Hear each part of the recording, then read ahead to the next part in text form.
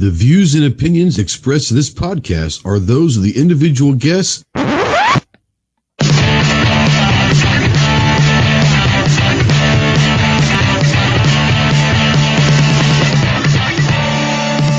If you're a sensitive snowflake that may get easily offended, then turn this off immediately. If you want to hear the real truth about the gun culture, then stick around. This is the Armed Citizen Podcast. What is going on, my Go Squad? Welcome to the Armed Citizen Podcast. Today is episode number 148, and it is July 7th of 2020.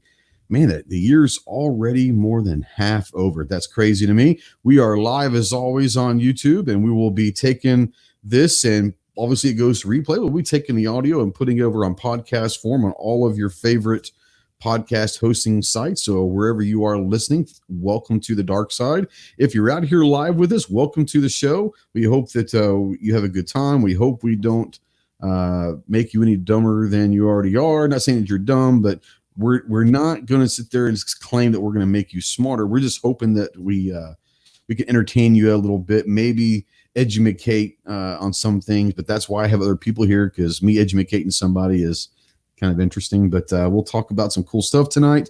If you're live out there, go ahead and say hello in the chat. We don't know if you're out there unless you say something. If you're new to the channel, new to the show, then let us know where you are, and we'll make sure we try to get a shout out to you. If you're watching in replay or listening in podcast form, the conversation doesn't have to stop now. Go ahead and utilize those comment sections below and make comments, ask any questions, ask them for Clover or Mike or whoever else comes in on the show. We'll make sure we get those questions to them answered and all of that stuff.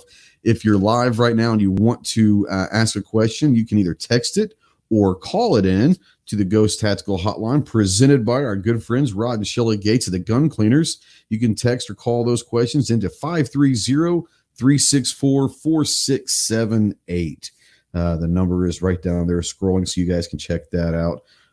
Before we get going, let's go ahead and say hello to the homies that we've got right now. We've got some other links out there, but from the great state of South Carolina, the Palmetto State, I think is what it's called. The Palmetto State, from M-W Tactical, Michael Woodland. What up, homie? Not too much. Just another day of glad to be here and talk gun stuff. Yep. Yeah, we're going to have a good one tonight. We were going to have this show last week, but we got on an hour and a half long ammo talk out of the blue, which was a fun talk, but we didn't get to the topic, so we're going to move the topic over this week. And from the great state of Texas, the tactical virus, leprechaun, the keeper of the pot of gold ammo. What's up, Clover? Yo, it's raining down in Texas. See, it was supposed to have rained pretty much every day over here, and we got rain, a little bit of shower over the weekend, maybe once or twice, but the last few days it has poured 15 minutes down the road. And nothing where we are. What happens is that storm will hit the lake and the mountains, and it'll split and go around and then converge around us, but we don't get a drop. So isn't there a blues song? It's raining in Texas. There should be. It seems like it's been raining every day there for a while. Are you building the ark yet? I know Stevie Ray Vaughan's got Texas Flood. We're close to that one. But. Yep.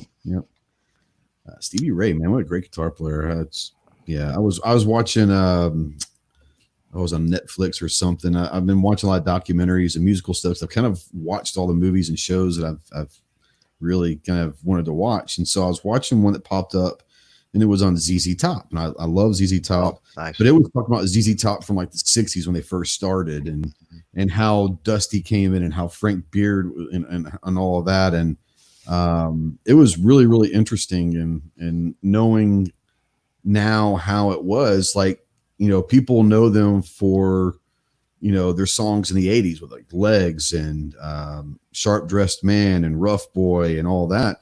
But and a lot of people's favorite song is LaGrange, which it's my favorite song. But they don't realize that shit came out like 72 or 73. That wasn't like an 80s song. It was just stayed popular, So yeah, used in a lot of movies too. LaGrange has been the track or the riff or whatever. The beginning sequences. Yeah, the riff, the guitar riff. Yeah, one of the most famous riffs there are. Yeah. Anyway, sorry, don't want to get on another weird rabbit hole. Let's say hey to everybody out there that is live right now. If I miss you, I apologize. But you got Gun Loving Grandpa. What's up, Bucky? At Nighthawk. The first two guys are from Arkansas in here. I mean, you gotta love that stuff, man. You got Calaveras, the Tactical Pickles out there. Mystic, what's up, Stacy? Let's see here. Mining Ridge, Toby, our good friend Toby from Mining Ridge Army. He's also with Gear Report with us. What's going on, my man? Let's see here. Go down. Ozzy, the metal god himself. Southpaw's out there. Off the X. What's up, Lance? I hadn't seen Lance. Has been working a lot. It's good to see him out there, but yeah, he's been working a ton. I haven't seen him for a while. Let's see here. Wayne Barnhart's out there. Rich White, the 1% is out there. Carolina EDC, what's going on? Go check him out. Wayne says he's ready for winter already. Damn, it's hot. Yes, it is. It is. It's brutal out there. Let's see. Let me get down here. 9 Milla Mia's out there. Mia, you know, you're my favorite of your husband he's what it is, but I enjoy when you come around. Thank you for showing up. Weston's out there. Mike's out there pulling double duty. Andrew Faulkner, what's up, Andrew? Clover's pulling double duty. Georgia Trucker's out there. Patriot in the Dark's out there. JJ's out there. What's up, JJ? The new news for who? He said, ready to get educated. Dude, I can't promise you a damn thing. Maybe one of these guys can educate you, but if you're looking for me, it's going to be a long hour for you. JS out there, J Stewart. Let's see here. My goodness, let me keep going down here. I might have missed some people. Okay. Joseph Christian's out there. You see, he's in Richmond, Virginia. Unfortunately, hopefully, I'll get to purchase a house in Kentucky. Yeah, Virginia's had some weird stuff happen in the last year, but Kentucky's nice, really pretty. Also, that guy's wife's out there. Fudd Life's out there. You know, you're working hard back there, Clove. You're promoting, all 17 of your channels. That's pretty good. Enrique's out there. Travis is out there. He hear me talking about how I like Mia, and he has to show up. So it is what it is. All right. So before we get going on tonight's topic about home defense, and then we're going to talk about a little bit home defense or defending your business, and we're also going to talk about maybe some alternative ways that you can get some practice in or training in when we have, ammo shortages, because a lot of people can't do a lot of training or practices because they just can't find ammo. So I was online today for a couple of hours, literally trying to find some bulk 9mm ammo, and no luck. Everyone's sold out. I can find a box of 50 of like Winchester white box for like $20. I'm not paying double, but I want to talk a little bit about something, and I don't want to talk too much about the bullshit that's going on, but I will say this, and I want to bring up, because we were talking a little bit before the show, and people know that Yankee is a very polarizing person, and the word toxic has been used. He is polarizing. I think that's how he likes it. But there's a lot of bullshit going on between him and Mike over at Mr. Guns and Gear. And I'm not going to go into all of it. If you guys want to go watch that, go watch it, enjoy it or not enjoy it, whatever. But I am going to bring this up a little bit, and I want you, if you guys want to chime in, you can. You don't have to, but I just want to say that I've defended Yankee on a lot of occasions because I know him. Been around him personally, went to dinner with him. He's got a good heart. I think a lot of time he means well. Is he eccentric? Is he weird? Yeah. Does he have some weird ways of thinking about different things? Yeah, but that's his right. He can do that. But I think that there's a lot more good to Yankee than bad. But he calls stolen valor on someone that,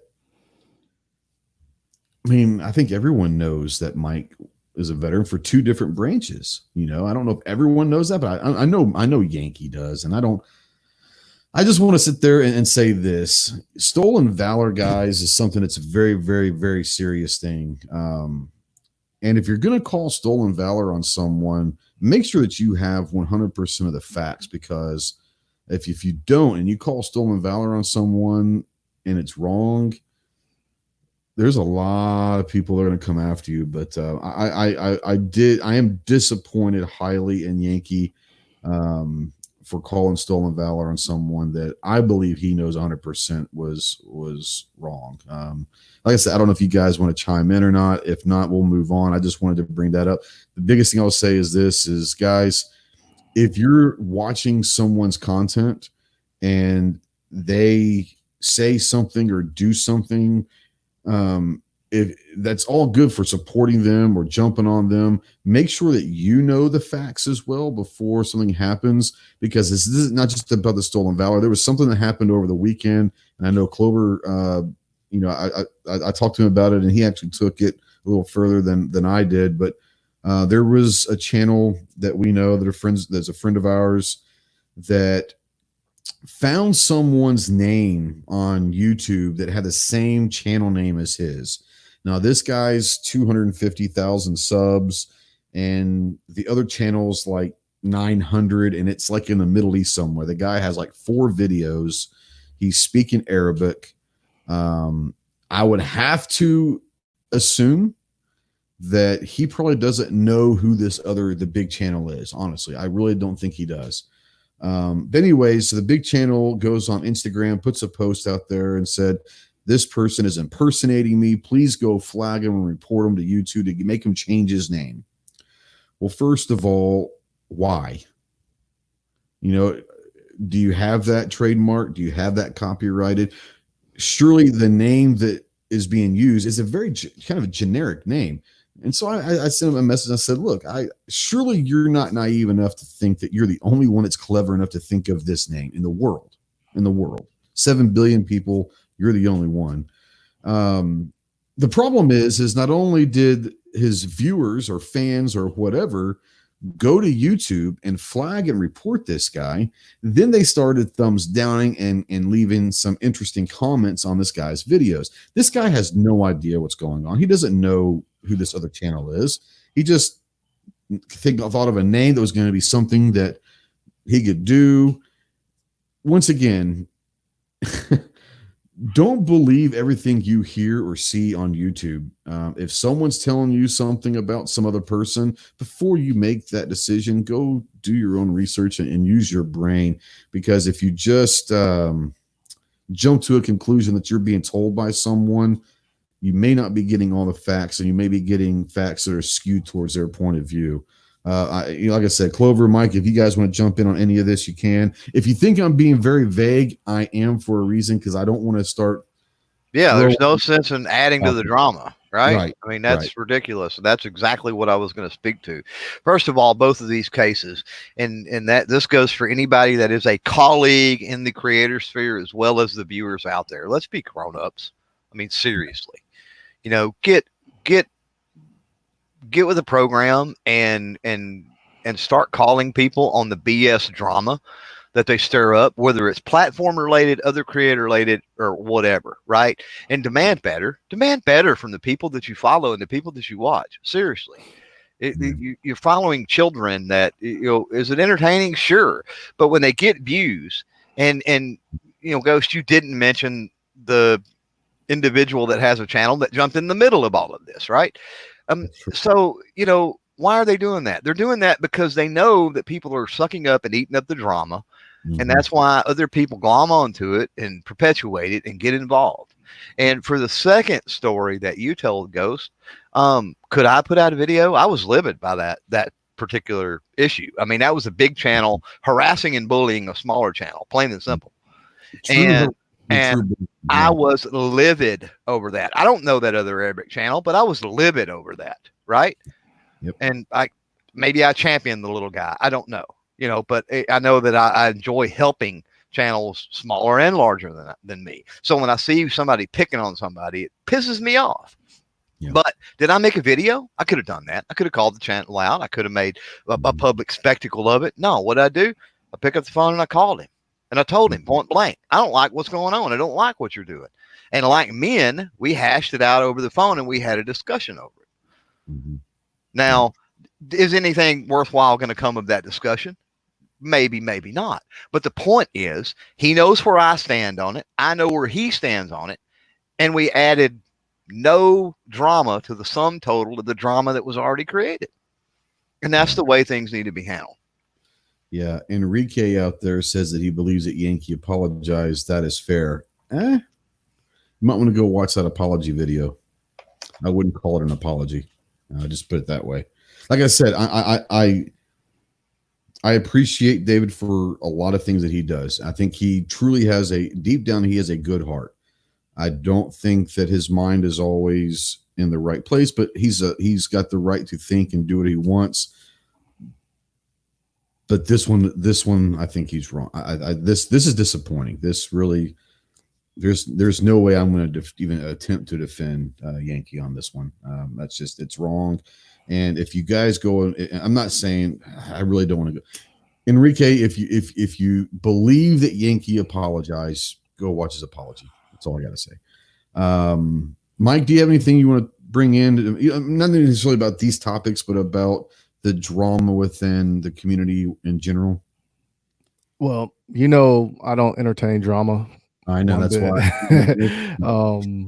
But to actually say anything about it, is simply put, DD 214. That's all. Right. That's needed to be said.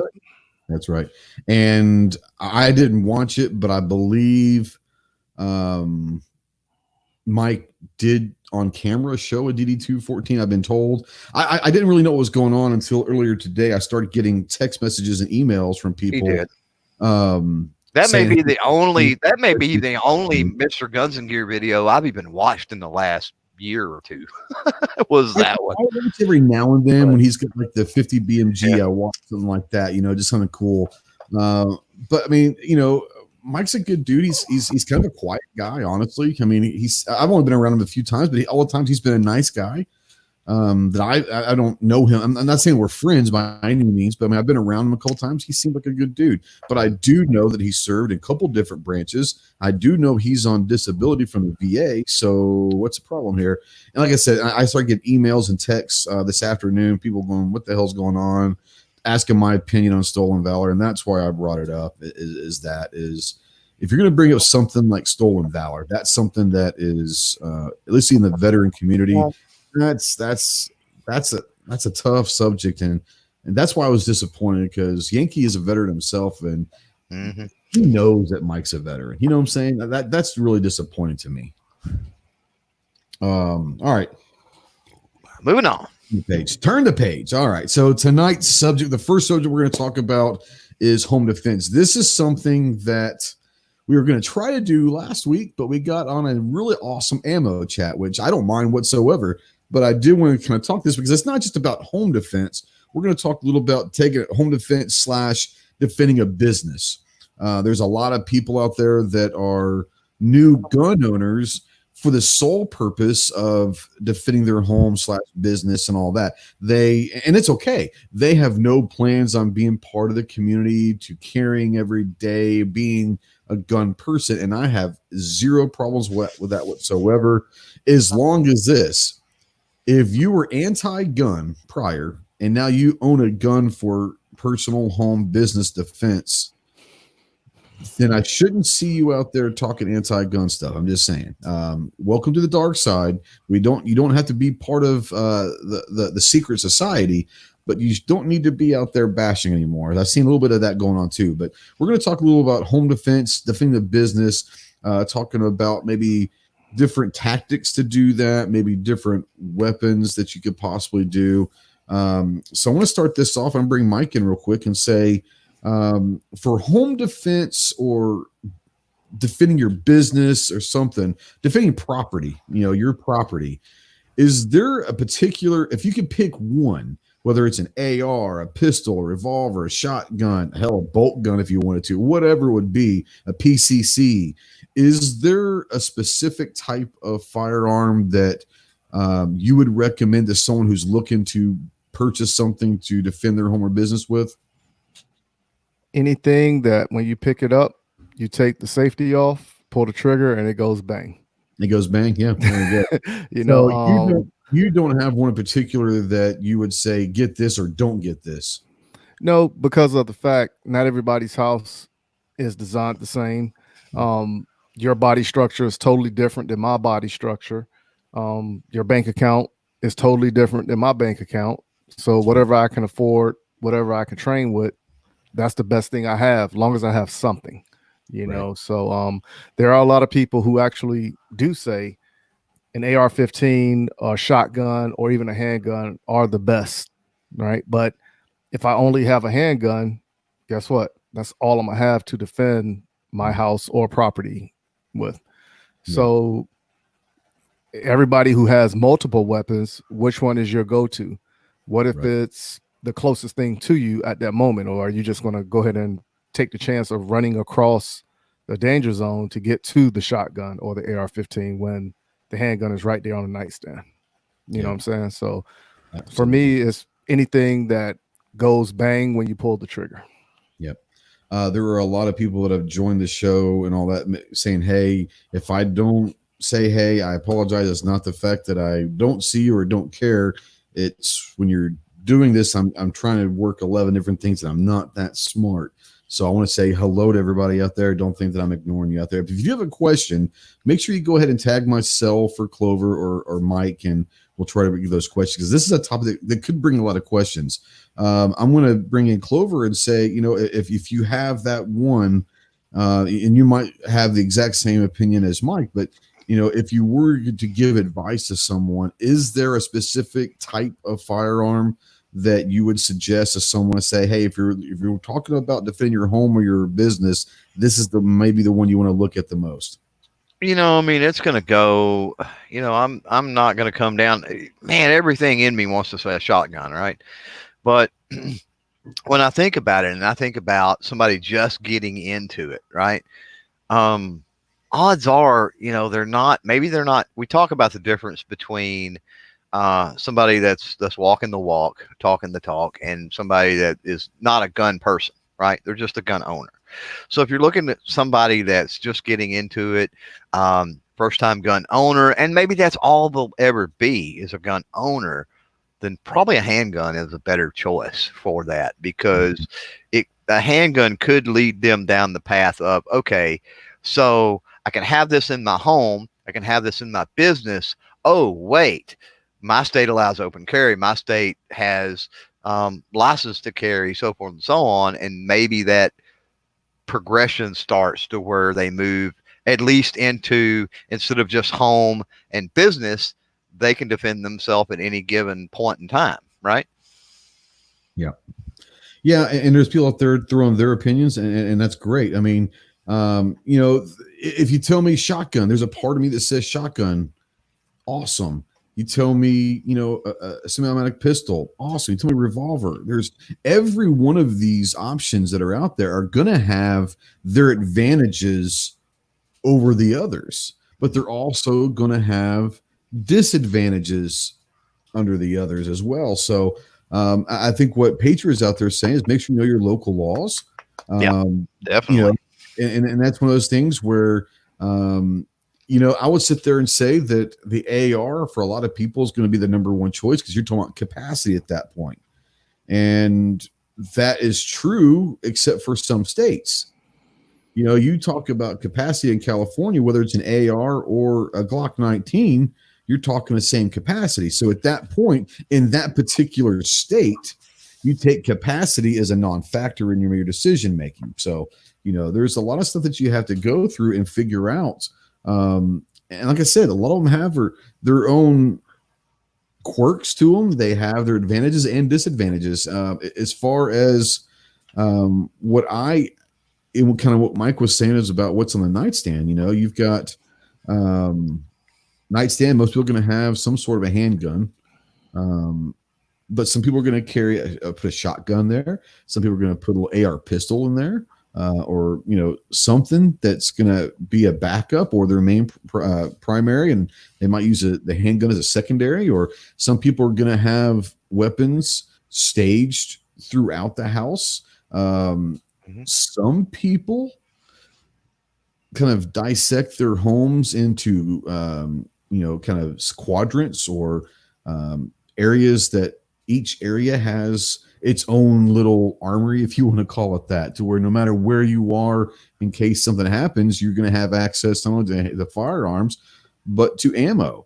A lot of people are utilizing. So this is my next part is, and I don't want you guys to kind of go into your home setups per se, but when you talk about defending your home or a business, are you set up to where you have access to multiple firearms easily, or are you usually just going to have one set up? Clover, I'm going to start with you. Do you have quick access to multiple, or do you just have one at the night? Oh yeah. I'm within 6 foot of one at probably any given time. So yeah. Mike, same thing for you. I mean, do you like to kind of stage things around the house, or do you have your 9 on the nightstand and you're going to roll with that? I used to stage firearms around the house. Mm-hmm. The reason I stopped that is because my daughter, right, was around the house, and I didn't want her to find something and start playing with it, and then the mistake happens. Absolutely. So what I do now is, of course, I do, like when I wake up in the morning and put my clothes on, automatically I just put my EDC on. Yeah. But when I go to sleep at night, depending on the state, the climate, and everything that's going on, of course, I do sleep with my handgun, but the AR-15 is not far away either. Yeah. Yeah. I mean, like I said, you can go to kind of any room in the house and in my place, and no matter where you are, you're going to have access to something quickly. Like right now, my EDC, it's right there. When I go to bed, I stash my EDC in a place that I don't take it to the bedroom. I stash it in a place that, in case I have to get to that next room or whatever, it's there. And I've got another handgun on my nightstand. That is my nightstand gun, but it's got night sights on it. It's got the things that you would want in a nightstand gun that I don't necessarily would have on my EDC gun. That's why I think that the gun that I've got on my nightstand is more well equipped for that nightstand gun. Obviously, I've got an AR pistol right there with a light and all that stuff. So I mean, there's going to have there's all sorts of stuff. But I think that if you're going to have a conversation about defending the home or defending the business, and I love what Mike was saying. I think it was Mike, might have been Clover, but I'm pretty sure it was Mike was saying earlier that everyone's different. Where your house is, what kind of house is it? Is it a business? Is it a standalone building business, or is it in a shopping center where we don't know? All of these are going to be part of the variables that you're going to have to figure out. And it also comes down to this: is you might want to defend your business, but if you lease that office space from someone else, you can do what you want to do, but what if there's a built-in clause in that lease that says no firearms on the premises of this leased building? Once again, you've got all this stuff to take into to effect. Now, Clover, you owned a business for a long time, and you had a brick and mortar a store. Mm-hmm. Were there things that you did differently to set up just in case there was someone to come into your business? Was your business set up differently than how you would maybe set up your home? Not really, to be honest. I mean, as Mike was saying, I mean, it goes without saying that a lot of the times I have one on me, right?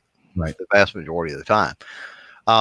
But it was that same situation where, I had one on me the vast majority of the time. And then, even in my business, I don't want to say 6 foot, but within 10 or 12 foot, probably there was something there. So, but and this gets way off into potentially a direction I don't want to go, which is the open carry versus concealed carry kind of attitude. But I will say this about my business: with me being the quote unquote gun guy, and people always coming into the business to show me the new gun they bought, or, coming in and us standing out front talking about guns all the time. And this, and the people knew that business, it was no secret in town that there was gun people in that. It was a computer business, but there was gun people that owned and ran and worked in that computer business. And so, I really think when 3 doors down, the gas station gets robbed 2 or 3 times a year, right?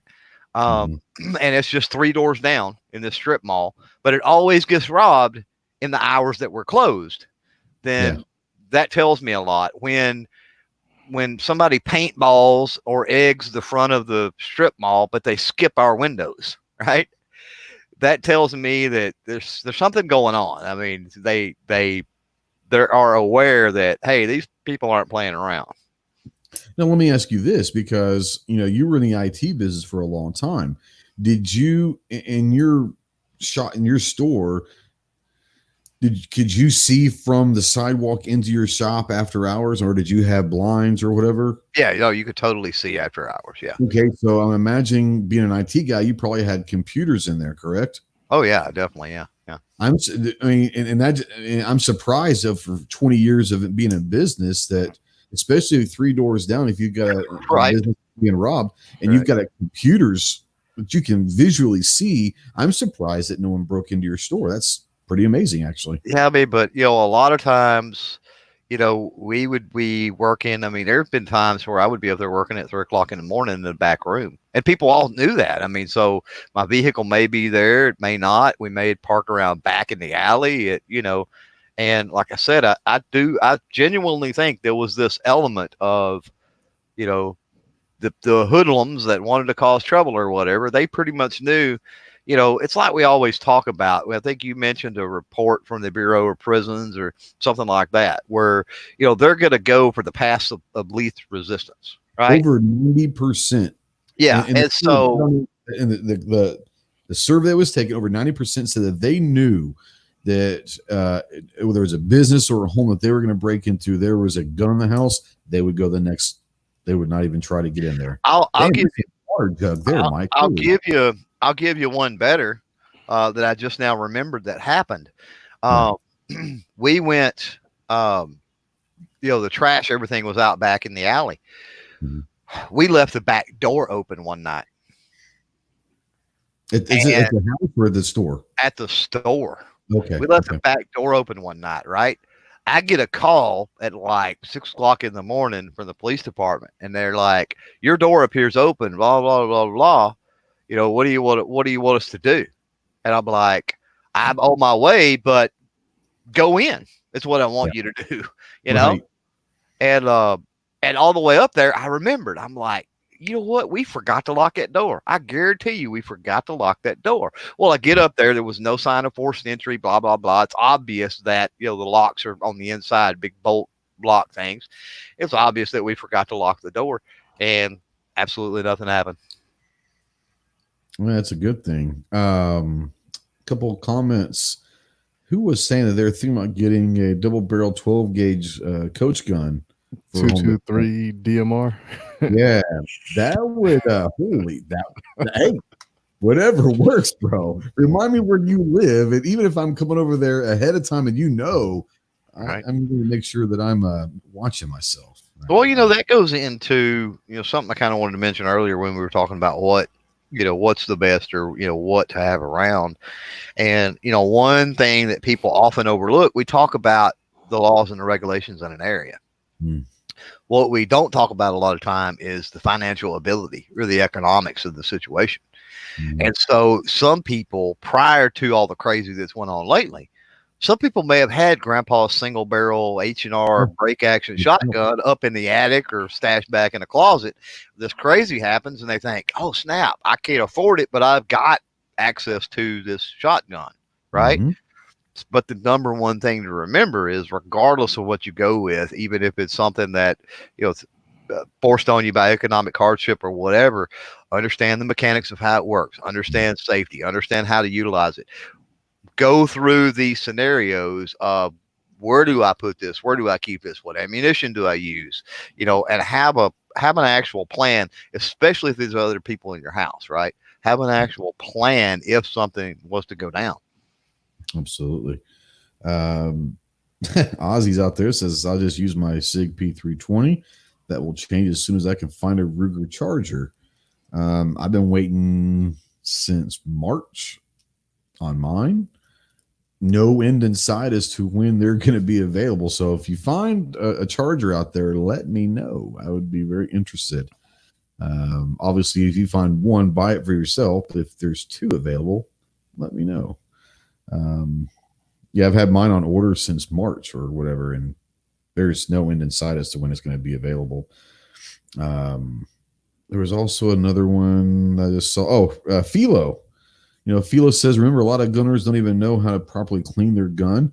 If you don't know how to clean your gun or you're having problems with it, go check out, shameless plug, our good friends Rod Shelly Gates that are out there with the gun cleaners. They can help you with that. And they actually have videos with that guy's wife on actually how to clean your firearm. So yeah, go check that out. Anyways, he said I've seen people who didn't know how to check if their gun was loaded.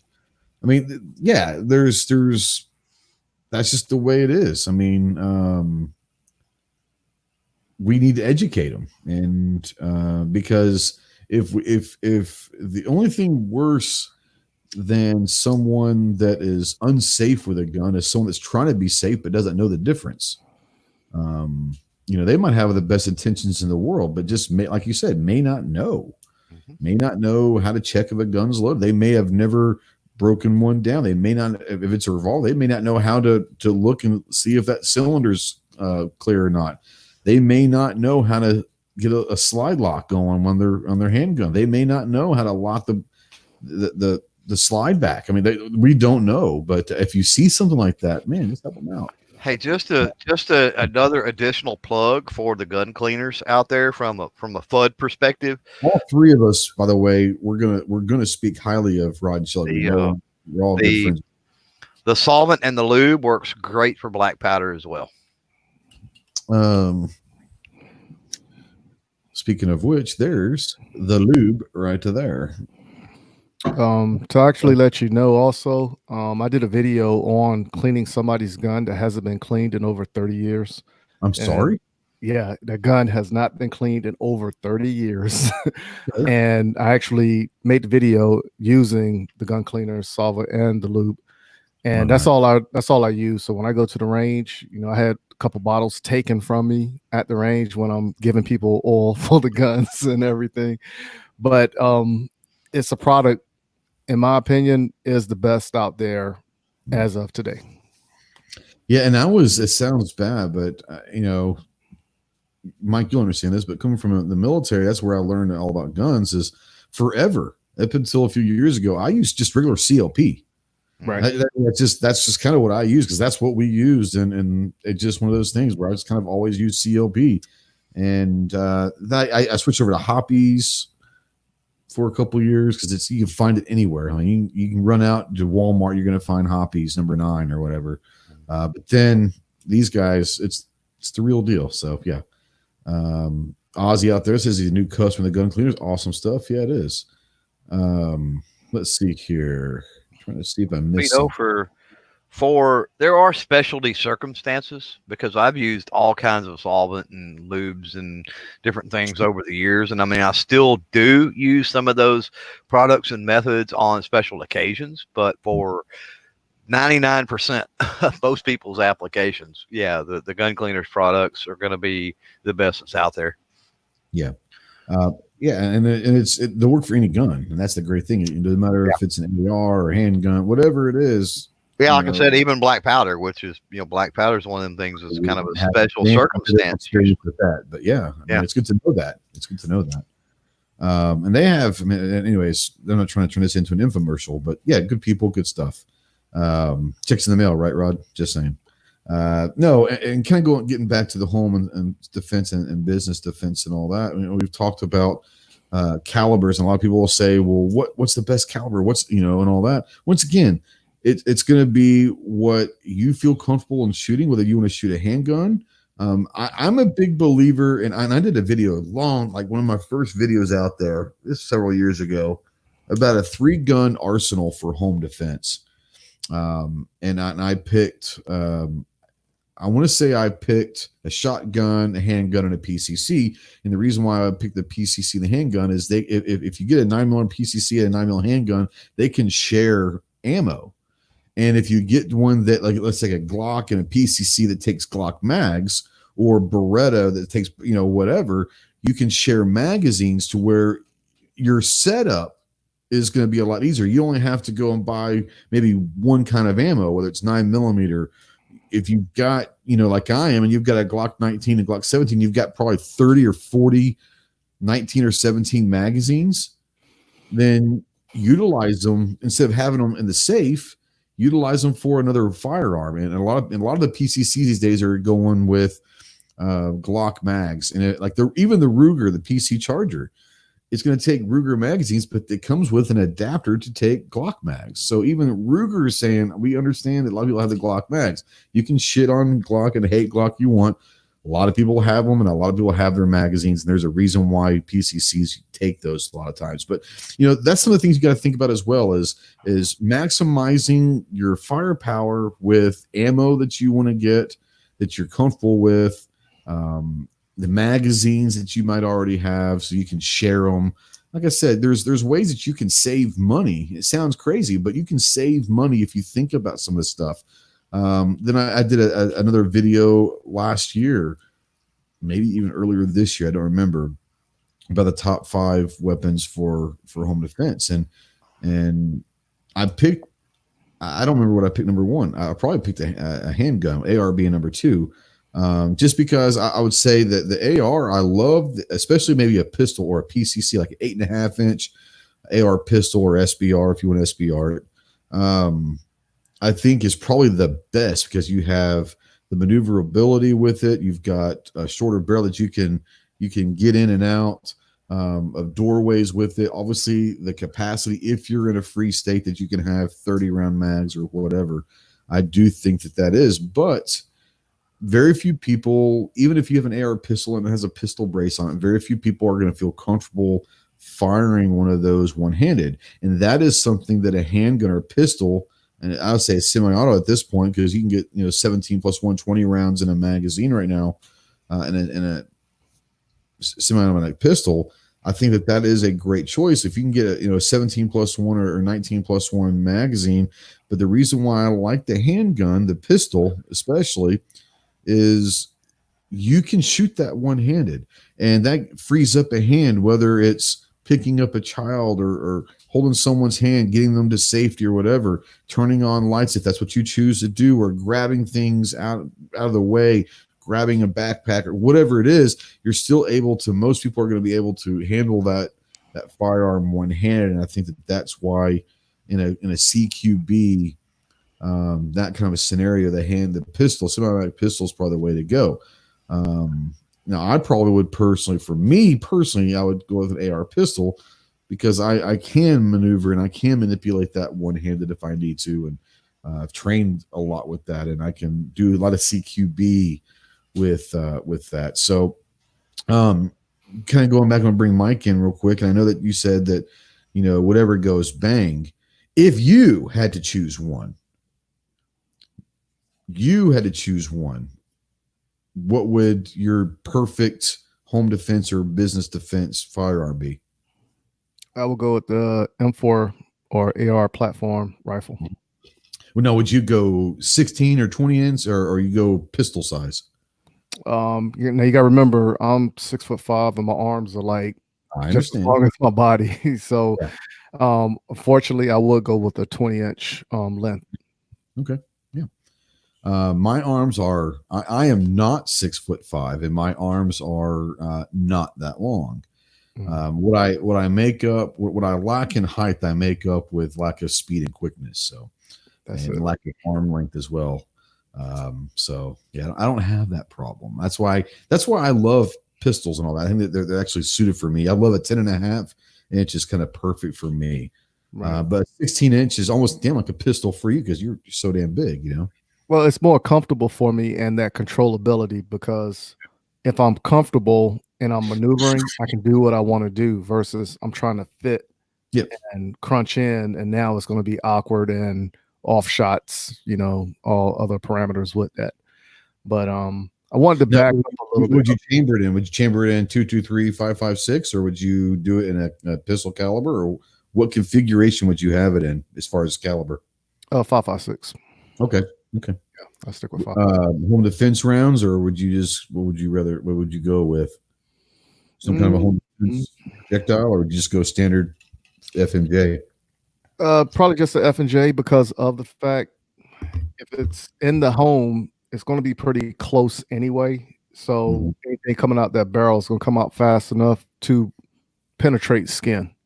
Yeah. You know what I'm saying? So it's going to do what it's intended to do because of you actually applying it. Clover, I'm going to bring the same question to you. If you had to choose the perfect weapon for you, not for Armentia or for someone else, but for you, what's like your dream setup for a home defense or business firearm? Got to be like a M134, right? Oh hell! I mean, if you want to go that route, then go for it. Sure, I mean, I'm gonna speak. I'll speak to me, and then and again, a recommendation, honestly, to kind of what I started this out with to everybody else is I think that honestly, your perfect home defense is probably your everyday carry, whatever that might be, because if you're somebody that practices and trains and knows that firearm as well as you do, right? That's the one that you're the most comfortable and confident with. And, in a situation where you're inside the home and turning corners and doing everything, why would you want something that you're uncomfortable with? That, to me, that doesn't make any sense. It's kind of like Mike was talking about with the awkwardness, right? Yeah. Yeah. So let me ask you this, because there's been some discussion out there, and this is the one question that I get asked the most, not for EDC, but for a home defense. Mounted light or no? Clover, start with you. Negative. For people out there that are actually wanting to know, do you have a reason as to why you do not? Well, I mean, it's a light to me, and this is personal opinion. You do exactly what you want. I'm not going to say I don't have firearms with lights on them. I do occasionally go hunting and I have a light on them for something like that or whatever. It's fine. But as far as like for defensive purposes, to me, it's a waste of a light. It's something else that you got to remember is there, manipulate, do other things, and you're pointing the muzzle at whatever you're shining the light on. And I don't like that. I mean, sometimes I may want to point my muzzle one direction and shine the light the other. So rather than having two lights, I've wasted my money on a light for the handgun, let's say. I could have bought two handheld lights or 3 or 4 or 6 for the cost of the one on the handgun, and I could have staged those around the house in various places, left one in the truck, whatever it might be, right? So it just comes down to the utilitarian aspect and then also the economic aspect for me. It just doesn't make sense. Sure. Mike, ask you, mounted light, yes, no, and why? I'm gonna play devil's advocate with Clover. So Clover said no, so I'm gonna say yes. Reason being, and like I said, I will never tell nobody what I actually do, because if somebody was to try to come in, it's going to be a surprise for you. But let's just happen to say if I do have a light on my handgun or AR-15, that's nothing more than to probably capture your attention, because if you're coming into the house or place of business in low light situations, more than likely, if I flash the light just real quick, I'm stepping off the X anyway. But that's right. You also have to remember that if you're coming into my dwelling, I know the platform of the layout of that perimeter, so I can move in it without lights versus somebody coming in who don't really familiar with that same layout. Yep. I'll put it to you this way. There are some that I have mounted lights. There are some that I don't. I do not personally. I cannot stand mounted lights on handguns. That's just me. I just don't like it. Some of my ARs will have lights on them. The home defense does have a mounted light on there. It's a little 8.5-inch pistol. It does have a light on there. I do not utilize it when clearing unless I'm getting ready to just identify. It's that, like you said, stepping off that X, kind of maybe getting to some cover. I'm going to flash that corner real quick, check corners, identify a threat. But most of the time, I'm going to have that light off for a couple of reasons. One, it gives your position away. It alleviates your tactical knowledge and advantage you have of the layout of your home and or business, like Mike was saying. You are much more familiar. Now, I also have a little bitty kind of a few like lights you plug into the wall, small lights throughout the house and all that. Not enough light to light up a room, but enough to, if you need to get around, it's enough to but it's still dark enough. If you're not familiar with my layout, you're going to be screwed, because I am, and I can go in there without a light and have an advantage over it, and making sure before maybe I pull out trigger, as I'm sitting there, I will, and I've got a little pressure sensor. I'm gonna make sure that I identify that threat before obviously I pull out trigger, but I'm not going to go clearing a house with my light on. That doesn't make any damn sense. Another one is a laser. I do not like lasers. Now, most of mine are light laser combos, but I'll usually just have the light on. Now, that's for me. Now, if it's someone that doesn't have the experience of getting that muscle memory and presenting and engaging a lot in the range, you might need that laser sometimes to aim. That's on you. Go for it if that's what it is. Once again, I don't like running a laser because, one, I don't need to, but two, it's going to give a position away possibly. You don't think that you can see a red or green laser going through a living room? Try it sometime. Have someone over there shine, and you can see that shit. It'll reflect as well off of picture frames and other things. You can see on the wall and everything else. It's not going to help you. I'm not saying don't do it. I'm just saying I choose not to. The next one is going to talk about is optics for home defense. And let's talk about for AR platforms or rifles or AKs or whatever, but a carbine of some sort, not handguns at this point. Mike, if you could recommend a particular, whether it's a red dot or holographic or hell, I know Chloe's going to say thermal probably, but if you could recommend maybe a type of optic out there, because I know JS was talking about this, and I can answer for this. I like a reflex sight for my home defense gun, and I wish I could. It's mine is sitting right there, and I wish I could pick it up, but I'm live, so I probably shouldn't.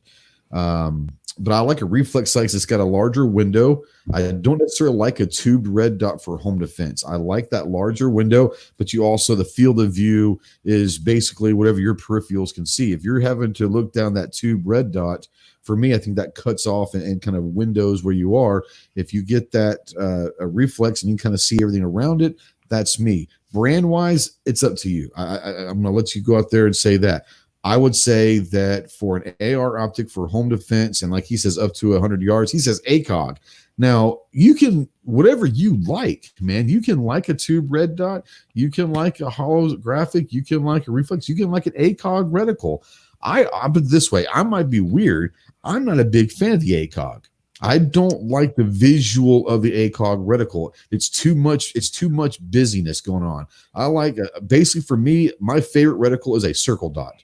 It's simple. It's clean. I can do a lot. It's not going to take up a whole lot. There's just too much stuff going on with an ACOG that for me, it drives me nuts. So I'm going to bring it back to Mike. What kind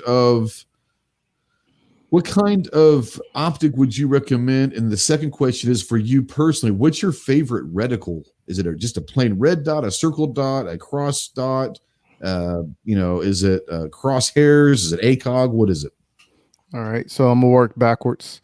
My favorite reticle, I really don't have one. It's just the functionality of its purpose. So sure, if you turn around and you look at it, when you start doing precision shooting, out past 1,100 meters, now your reticles are going to look a little bit different, right? It's going to be a lot more busyness going on inside that reticle.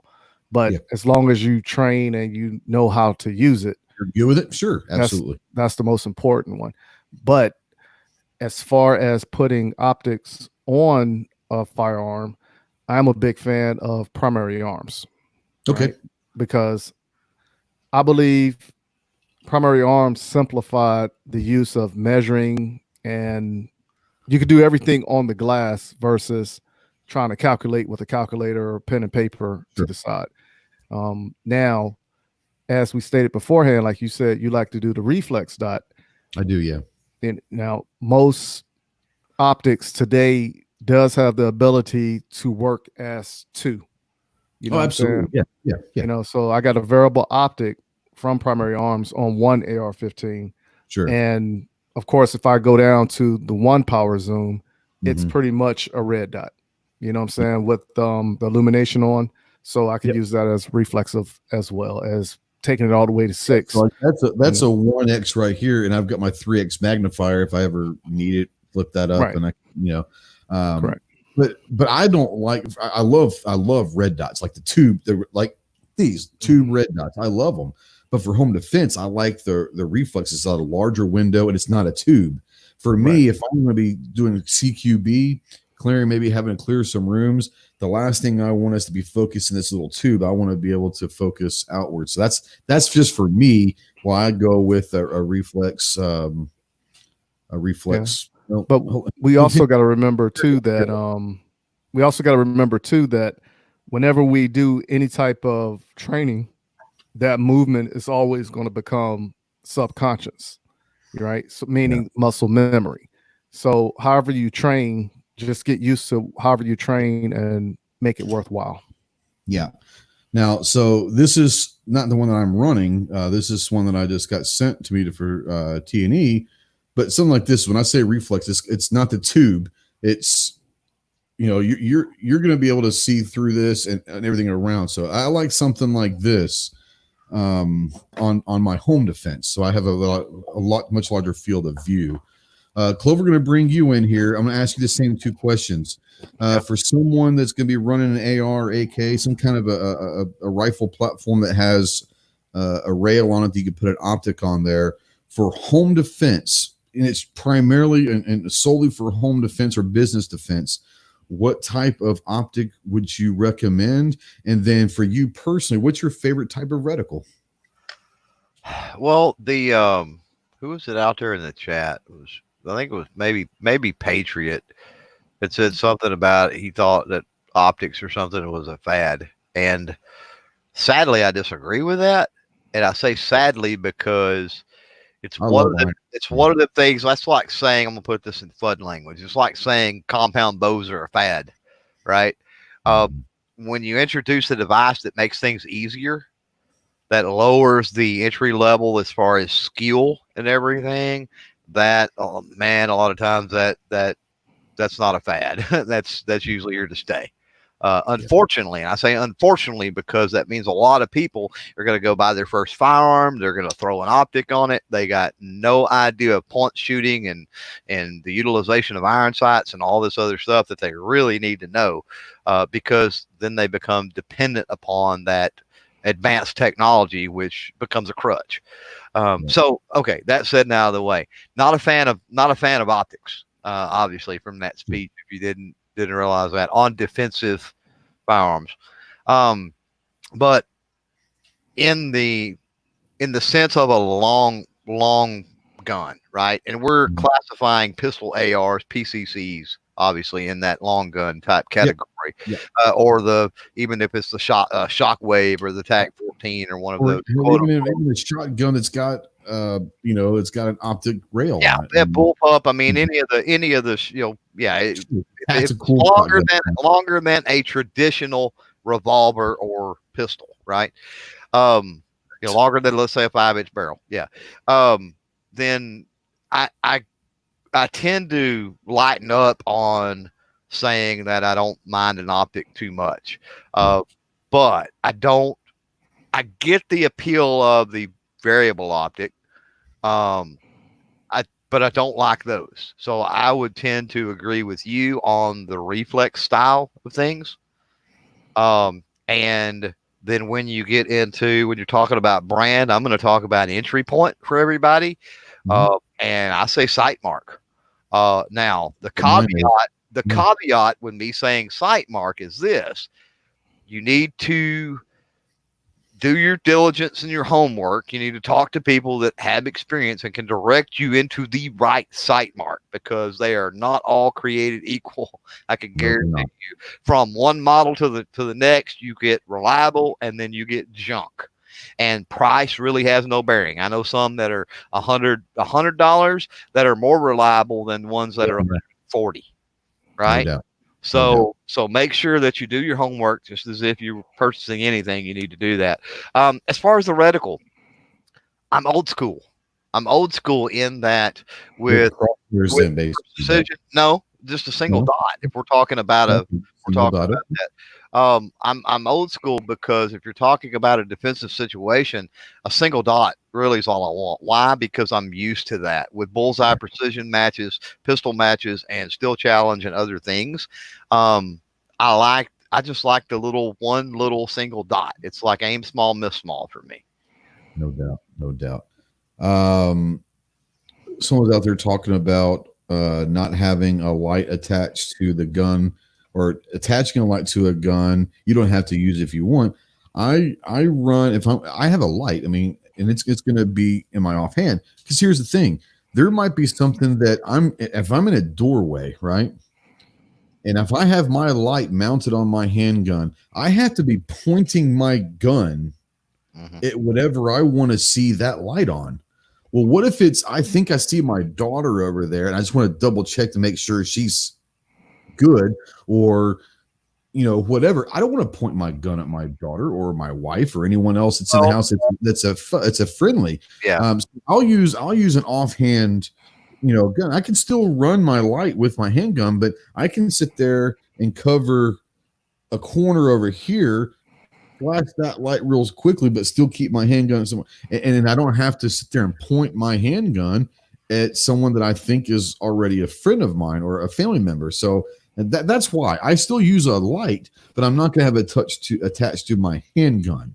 You were going to say something. Someone's going to say something. Go ahead. Yeah, I was just going to say that, I don't know if it's playing devil's advocate or whatever, but, if you have a light on your handgun, then it's, I get it. I mean, I don't have a problem with somebody who wants to back up their backup of their backup. I don't, that's fine. It's a personal opinion with me with having a light on your defensive firearm as your primary light. I have a problem with that. I just do. And it's an opinion. And then, so the alternative is, if you want to be safe and be cautious and have a little more tact to what you're doing, you're right. You're going to have that separate light. So now you're talking about having two lights. So you've doubled the things that you've got to remember that you've got to manipulate, that you've got to handle. And I just don't see that necessary for spending the kind of money that you have to spend on a weapons mounted light. I don't get it. Mike, you want to jump in and bring anything to this, or you want to move on? Well, also you got to remember, when you do using a flashlight, let's don't get into the misconception of you're pointing the gun at somebody or an object, right? Let's look at it like, if I have a light and if I'm pointing it in a safe direction at the ceiling, just to tap it, because it's going to illuminate the room, right? Now, if something happened, am I fast enough to react to get back on target or not? You know what I'm saying? So, just playing a little devil's advocate here, just to keep. There's no that's correct. Yeah, correct. And there are people that, and you're right. If I'm going to run a handgun with a light on it, and I'm coming around a corner, I'm going to shoot it in the direction of the silhouette that I see, but it's going to be up at the ceiling. Because even when I flash to the ceiling, you'll be able to see that. But that's the only thing with a handgun. Now on my ARs, yeah, I'm going to run a light on most of mine because I need both hands. But I can sit there and I'm going to need both hands on that AR. I probably won't use it because I'll still have other light. I probably won't use it unless it is literally for identification, pure and simple.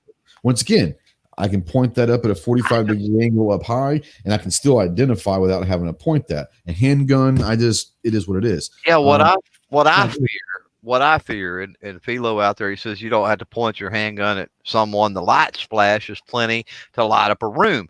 You're going to have to point it in the general direction, most likely. That's right. And the problem I've got, especially when you're talking about people that don't train regularly with it, that don't practice regularly with it. You're talking about new firearm. You're talking about a large swath of people and expertise and skill and everything else. You're still pointing that handgun in the general direction of a target that you may or may not identify. So in the heat of the moment, with adrenaline pumping and all of these different things that we have to try to remember, is an accident going to happen? And if it does, you've got a firearm pointed at something that you don't want it pointed at, or in the general direction at least. Right. Yeah. Throat Punch brings up a great one. He says, stock up on invisible fish hooks, good defense, hung at eye level. I'm not even going to go in because, one, I don't want to, but two, there are a lot of different countermeasures that people will have set up inside and outside their homes that are going to be security advantages before they even reach that front door. There are also laws about that in certain places and massive civil liability. Just saying. Yeah. But yes, there are things you can do like that are going to be deterrents for sure. There was someone that brought up, I don't remember who it was. I saw someone that was talking about night vision set for the night vision for home defense. No, that's a terrible idea. No offense. I don't want whoever it was. I apologize for calling you an idiot, but you obviously have never worn night vision goggles. Here's the thing about NVGs. You need moonlight for those things to work. You don't with thermal. Inside your house. No, he's talking night vision. I know. But I got something to say about thermal when you get done. All right, sure. Yeah. If you're talking straight NVGs, you need the ambient light from the moon for those things to work. If you're inside a house and another light's getting in, those NVGs are worthless. You could be running devil's advocate on that, and I do agree with you. Bad choice. Devil advocate on that. You can run an IR illuminator. Okay. And an IR illuminator is not. But remember this: an IR illuminator, the nanometer wavelength of that infrared light is still visible to the human eye. Yes. So you've got a red light that you're projecting out, and you don't see a beam of light, but they can see the end of that. They can see where it's coming from. Now, I will say, if you're going to run a laser, and you for some reason have nods, I mean, I don't know why. Oh, an infrared dot, an infrared laser. Absolutely go with the infrared laser because, like you said, you can see that maybe the entry point, but you're not going to see the laser itself. You can with the nods. So if you're going to run a laser and you have nods, go IR. Well, you're going to have a smaller, as opposed to an infrared light. You're going to have a lot smaller bulb or whatever, right? But speaking to thermal, here's the bad thing about it. This is why when you talked about optics and you said I was going to say thermal, big fan of thermal, especially in the hunting world and everything else. Huge fan. Everybody needs it. And I know the entry point for them is not feasible for most people.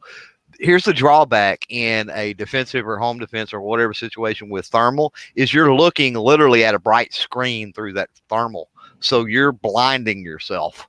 If you have to come off of that thermal, you're screwed. Yeah. So I think Rob was out there talking about EOTech.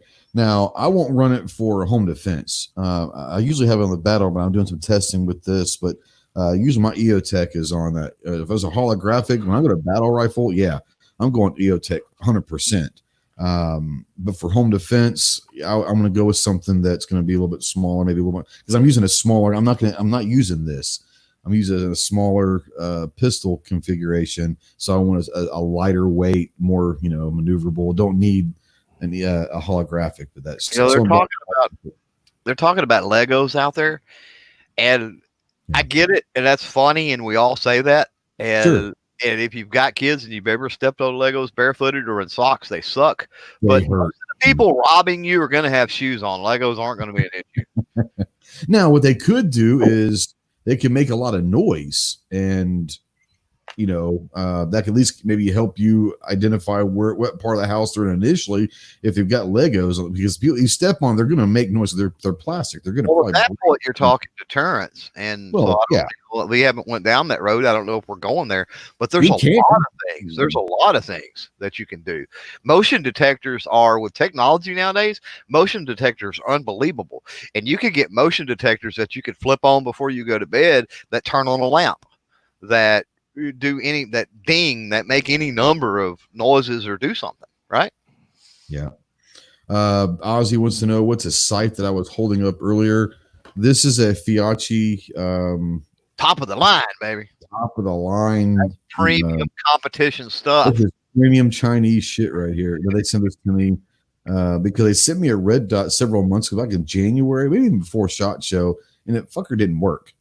like literally didn't work. And they're like, oh, what do you mean? It doesn't work. Like I put 4 different batteries in, did all this, it didn't work. They sent this to me and said, well, do you like this? And I said, what the hell? So it's a Fiachi. You can get it for about 40 to 50 bucks. And it's not bad. I mean, Fiachi's, I've never had an issue with Fiachi stuff.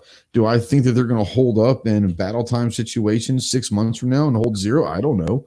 But they can take a beating initially and hold 0.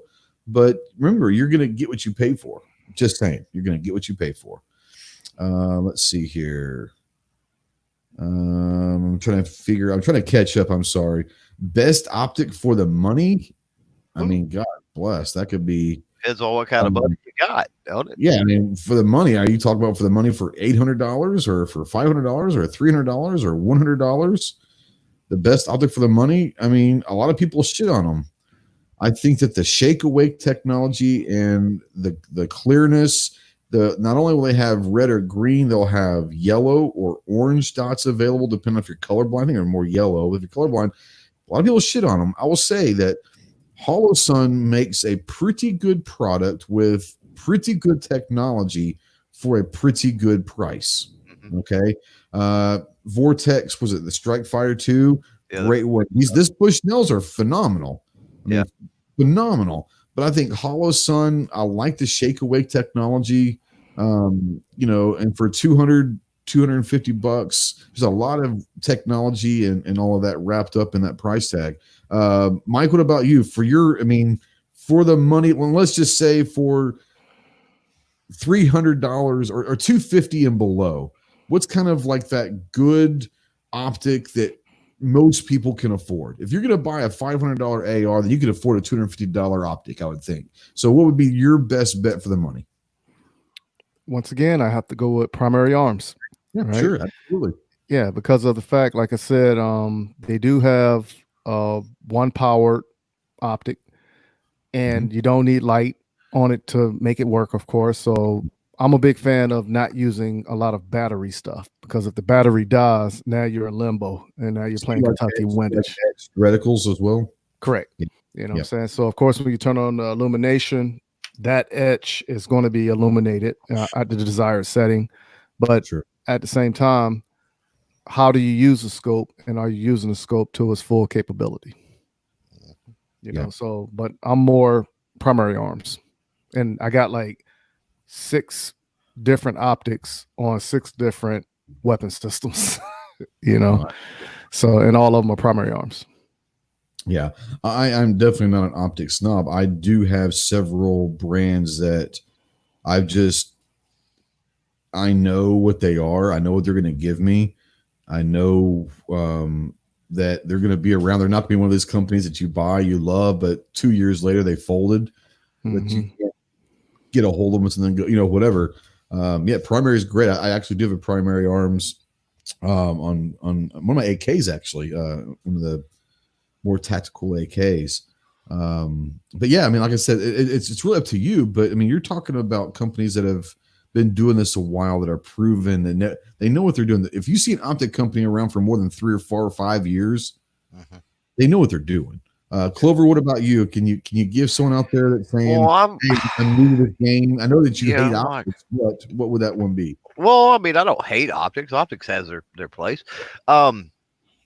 I'm like you. I'm not a snob, and I own many different brands. I'm not beholden to one particular one, because for me, as I said, with the Sightmark, which is a brand I'll mention, for me, it depends more on the model than it does on the brand. All the brands, every brand makes something that's crappy, and they make something that's good, and all the range in between. So if you're looking on bare budget, low end, you really have to pay attention to models, but Sightmark or Barska come to mind.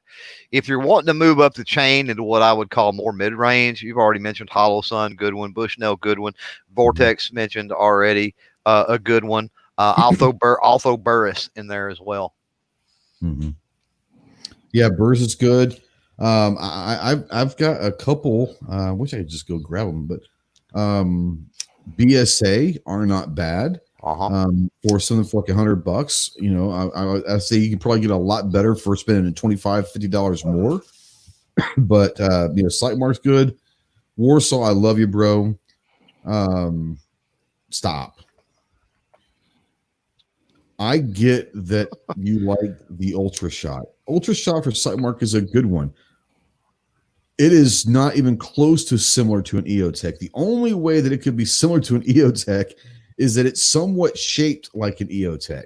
The Pro ends, The Pro from Sight Mark is better than the Ultra Shot, and no, the Pro is not even not an EOTech. No. Yeah, I mean the only similarity that it has with EOTech is it's vaguely resembles the shape of an EOTech 5, right. 5 or whatever. Right. That's it. Let's be honest. I love Sight Mark. Will it work for most people for most applications? No doubt about it. Yeah. Yes. Absolutely. But I mean, what I'm saying is don't compare it to an EOTech. Right. Right. Let's see here. It's kind of like a Kia will, for most people, do the same thing that a Lexus will do, right? Yeah. So Patriot says thoughts on flashbangs and chem lights. All day, every day. Yeah. If you don't have flashbangs, then you're not living. And I'm gonna tell you what, we had 4th of July. Good to go, but flashbangs. We had 4th of July here. Get them. We had 4th of July here recently, right? Fireworks and a good time to stock up on those strobing sparklers. And I'm just saying that if you were a little handy with some duct tape and other things, you can make a pretty cool device out of strobing sparklers. I never thought about that. That's yeah. That's interesting. That is interesting. Yeah.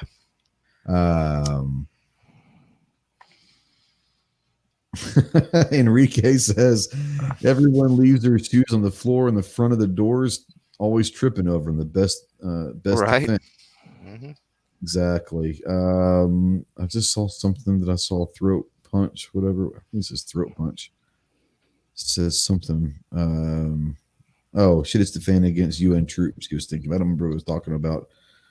I'm trying to catch up, guys. I'm sorry. I really am. He's Calaveras says he said night vision is a joke. It might have been Calaveras. I didn't know who it was. Someone's talking about night vision. And yeah, I mean, like I said, if it's night visions are great, but if you're indoors and you have no ambient moonlight coming in from the outside, those NVGs are worthless. Well, you're going to have the same. You're going to have the same issue with night vision. Most night vision nowadays is digital, you know, and it's so you're still going to have the same issue that I described with the thermal. That if you take them off, you're blind. That's right. Let's see here. Am I missing anything? Have you guys seen anything out there that I haven't caught? Yeah, I'm just now getting to the Lego stuff. Sorry. See, when I see a couple comments and I stay on there so I won't lose them, and then I realize, oh crap, that was like 2 topics ago. Right. It was like half an hour ago. Let's see here. All right. So Gun Loving Grandpa, he just put one in, but he says, would it be good to practice with no sights just in case something happens to the optic? Point shooting, absolutely. Absolutely. Yep.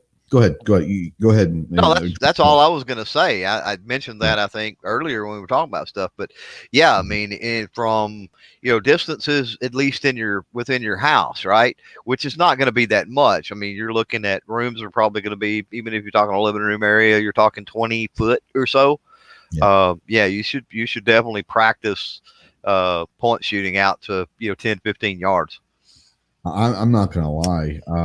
When I'm practicing, not only at the range for home self-defense, half the time when I'm at competition shooting, I don't necessarily line up. I don't shoot with my sights a whole lot.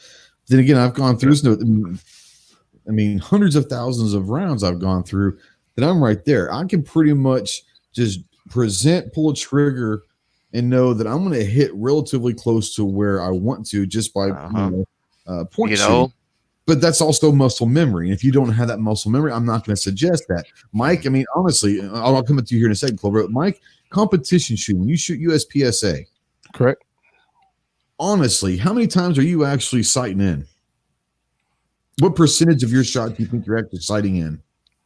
Now, when you say sighting in, do you mean like zero on the weapon or using the sights when I'm shooting? Using the sights when you're taking targets down. Are you literally sighting in on every shot? Or are you point shooting, knowing that your muscle memory is going to get you in that A zone or whatever?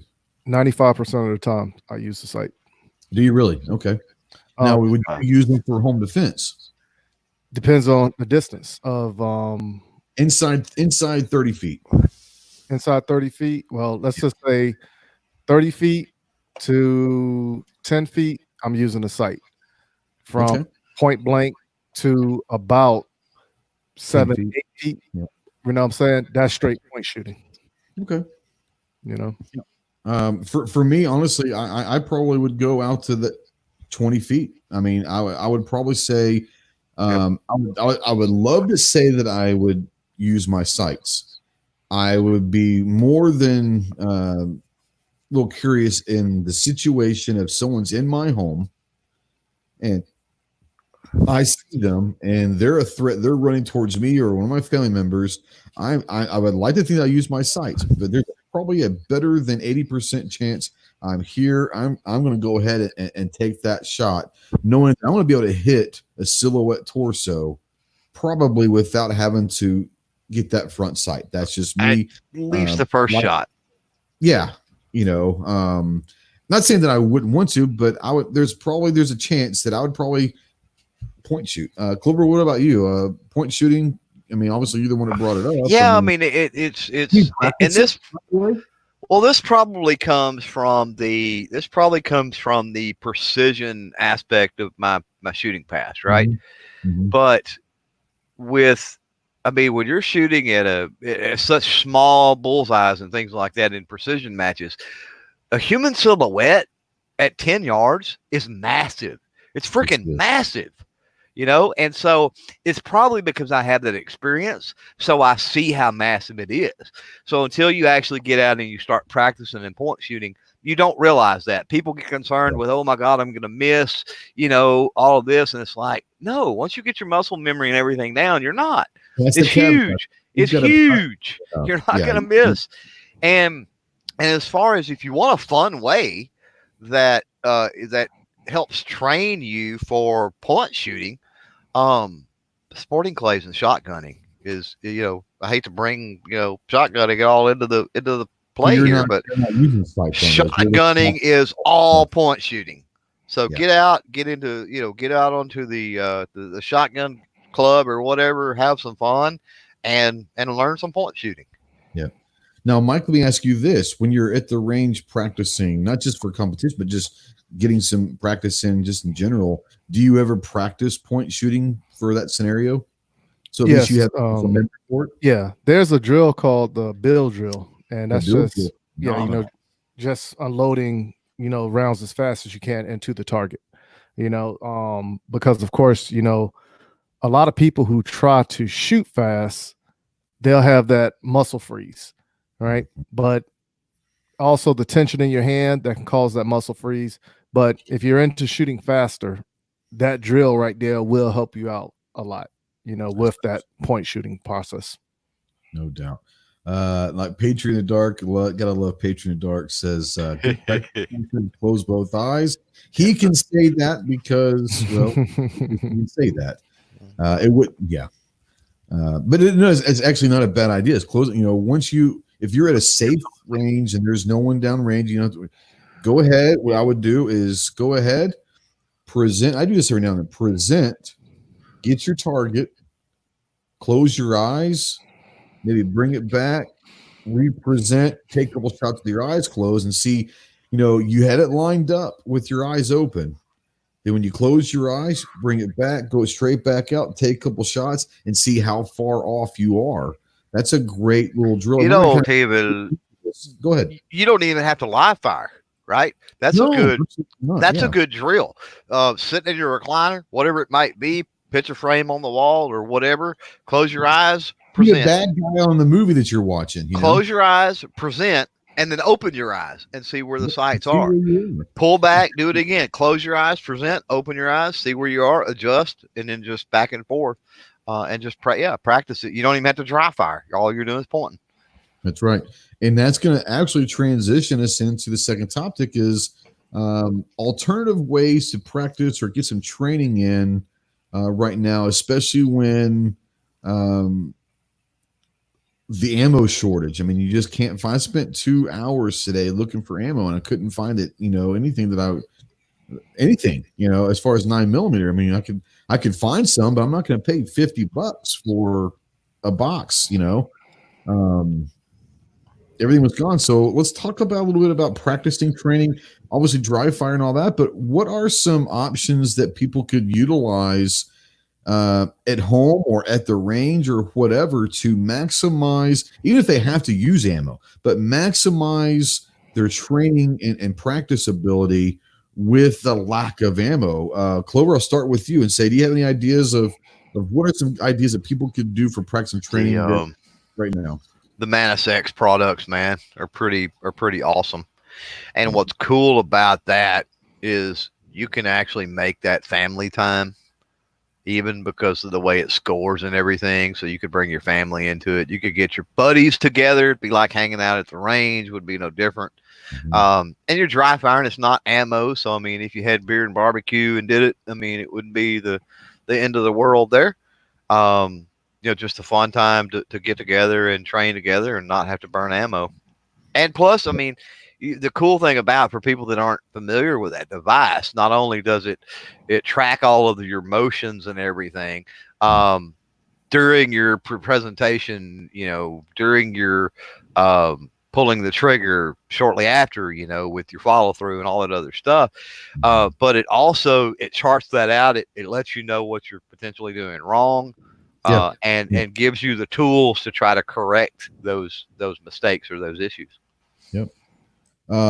This is a great one here for Mike. Since you've got the little girl with you every now and then, suggestions for drills to run when you have kids in the house for home protection.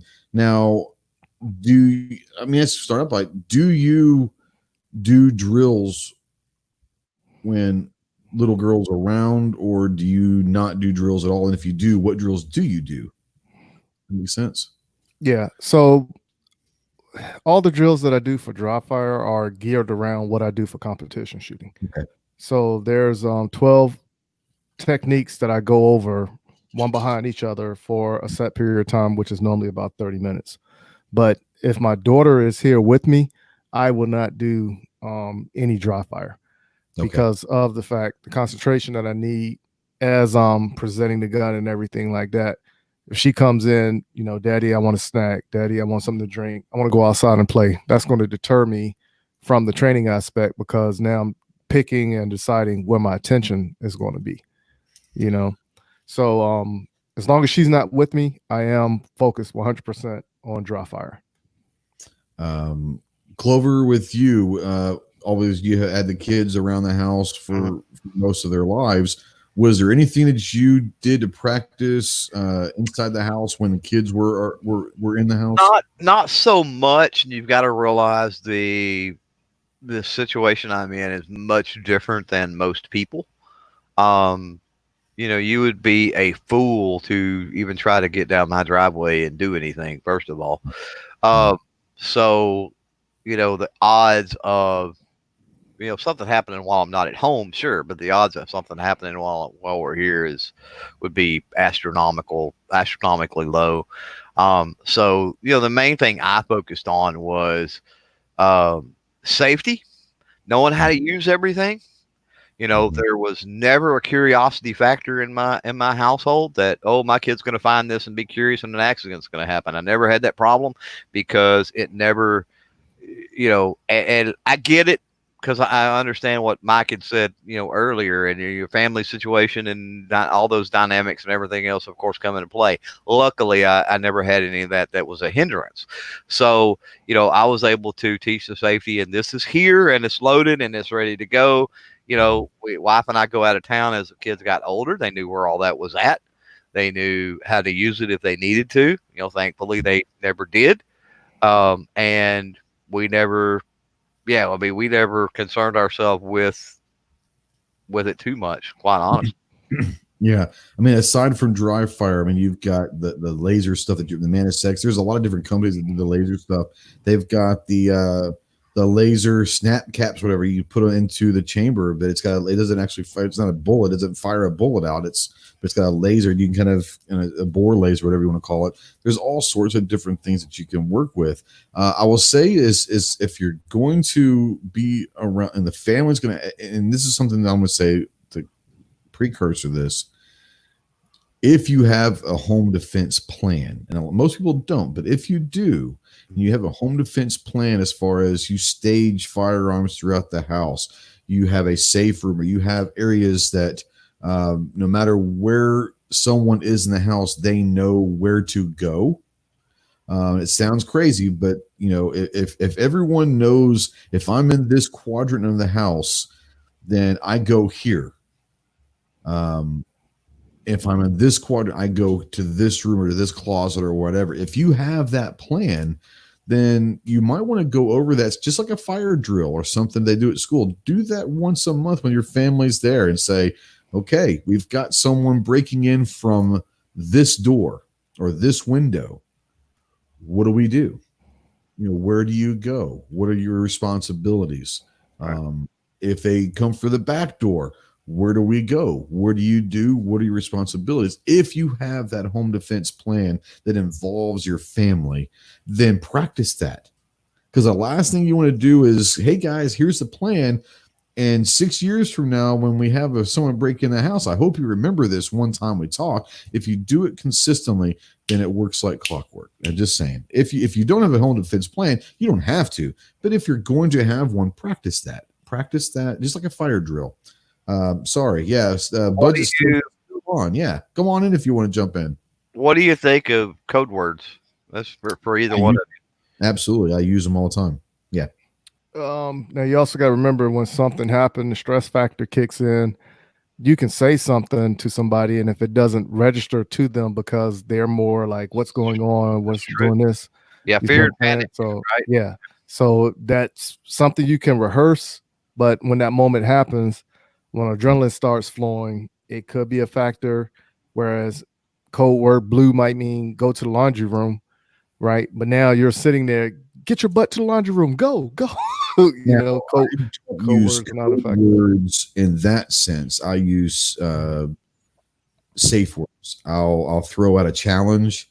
If I hear someone coming to the door, I might throw out a challenge, and there's umpteen different ways they can answer. But I know that certain one of those answers are going to let them know that they're with me. You know what I'm saying? If someone's getting ready to, if I hear someone opening a doorknob, I'm going to throw out a challenge real quick. And if they don't answer the right way, then I'm ready to go when that door opens and make sure that it is. But I'm not talking about code blue. I don't do that. I will talk about my daughter especially has, she knows how to answer when I ask a specific question. Let me know that it's her. That's what I use them. I don't use them as codes. It's more or less identification. Yeah, right.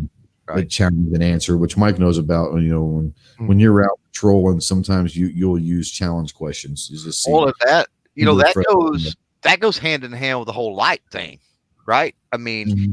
You're moving through. There's a shadow. You see somebody in that room. You throw out that challenge. They come back, and it's your kid that snuck in after curfew, or it's whatever. Yeah. Okay, so here we go. Okay, so defensive dad said he'd been driving. What he meant was drills you can run with the kids so they know what they need to do if you need to engage a bad guy. So I'm going to sit there and assume that he's saying not necessarily the kids engaging, but what should the kids be doing if you're engaging? Mm-hmm. Same thing I was talking about before is that fire drill. I'm going to tell my wife, who doesn't want to have anything to do with firearms, but I've got a couple stage in a place, and I'll tell her, you're going to go to this place. It's one way in, one way out. It's where she has enough room to identify someone coming through a doorway. That's the only way in that area. And there's about 20 feet from that doorway to where she's going to be hunkered in, and they can't come in any other way. So she's safe that way. She's going to go there, and if it's not me, so if you have kids and you want them to go to a specific place and say, here's where I want you to hide, this is the safe room, or this is the closet, or this is the bathtub, or whatever, then yes, if you have a plan that you want the kids to do something specific when you're engaging, then you've got to practice that. And Kids, go ahead. well, you make a great point about the bathroom and the bathtub, because with robberies and stuff, people are looking for things of value, and very seldom is there anything of value in a bathroom, right? Yep. So if you've got a shower curtain or a shower door, and that kid or whatever, your wife, whatever, gets in the bathtub, pulls the curtain, then odds are they're going to throw that door open, and it's a bathroom, right? And what are they going to do? They're going to turn around and go to another room. There's not anything in there. They're going to rifle through. Odds are. Yep. So it's a great place. Now closets, they're going to rifle through closets usually. So, Yeah, and they will. But if you're in the master bedroom and you've got next to you and across the room is an entry door into the bedroom, over here you've got a bathroom that kind of has a closet that's far enough. It's only one entrance into that thing. Especially if you've got someone who's proficient with a firearm, mom, one of your older kids, they're shooting, they're going to be okay handling that firearm. It's okay to say, hey, get to that closet, hunker down that closet. If anyone besides me comes through this door, you light their ass up, something like that. So I mean, there is, we call it, we call the funnel of death, and Mike, you talk about CQB, it's that funnel. You create a funnel. If someone besides me walks into that funnel, make them pay for it. You know what I'm saying? Well, Budget out there is making a good point on the bathroom. He says, what if they're, strung out, they're looking for prescription meds or something. And that's a valid point. But again, that gets into the shower. Well, that was Midnight. Well, Midnight and Budget that said that. But they're not going to look in the bathtub, odds are. I mean, they're going to go to that medicine cabinet, and that's, they're not going to pull the shower curtain back. They're not going to think. I mean, as long as somebody's being quiet. But that's a situation, you're right. That would be a situation more for if you're talking about having a spouse that's armed, right? Or, spouse and the kids, and you're like, okay, you get your pistol, you go here, you're right. And then, at that point, it's your job to not let whoever has come in to get to that point. But if they do, there's going to be, odds are there's going to be gunfire. There's going to be struggle. There's going to be something going on. Me to get to that point, I'm already dead probably. Right. And that's, again, where those code words you're talking about could come into play as well. If there was a struggle and they hear that struggle and, whatever, you subdue the whoever has come in, then to let them know that it's you before you ever walk into that funnel. Absolutely. You do your challenge or you do your code word. That's right. Travis says he's got to stop keeping all those meds in the bathtub now. Thanks. Right. You're welcome. No, and Rich is bringing up jewelry in the bathroom. Absolutely. Jewelry is another one that they're going to go for. You can pawn jewelry off pretty quickly for, you're going to only get about maybe a third of what it's worth, but people will be able to pawn jewelry off. So meds and jewelry are, because you can fit them a bunch in your pockets. That's kind of what people go for, a quick in and out. They're not going for the big screen TVs anymore. It's just too damn cumbersome. And they're too cheap, and they don't give nothing on pawn, Exactly. Let's see here. Yeah, and I want to transition. The last topic included in this is, if you've got something that a Glock 19 or something like that, what do you guys feel about training right now, especially the ammo shortages, training with a 22 LR, maybe version of that, or an airsoft version of your rifle or pistol, to where you don't have to worry about shooting whatever ammo you do have? Do you guys I know that 22, I've got a 22 MP5 coming in tomorrow. I can't wait. I'm geeking out on this thing. But airsoft as well. I mean, 22 you can find still, 9 you can't. But 22 you can find most everywhere. Airsoft, obviously, you can practice with that indoors and all that. Mike, what do you think about maybe either a 22 conversion or just finding a 22 replica of whatever firearm you have, or airsoft in that matter, for training right now?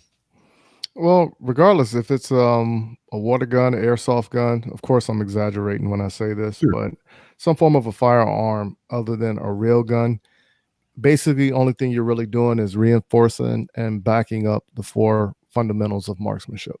Mhm. You know, so once again, if you make those stronger, your shooting is just like a foreign language.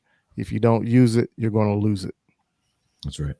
So So you're all for airsoft, whatever, even cert guns, or what about blue guns? What do you think about people getting a blue gun if they're worried about maybe doing some CQB training inside their house right now? Do you think a blue gun could give them something that they could do to help them with their mechanics? yes, because like we said beforehand, it reinforces the 4 firearm or the 4 fundamentals of marksmanship. Now, when you turn around and you look at it overall, all of this right here is going to what? Reform the grip and ensure what you're doing properly, sight alignment, sight picture. The only thing you really have to focus on is your breathing, right? And body position after that.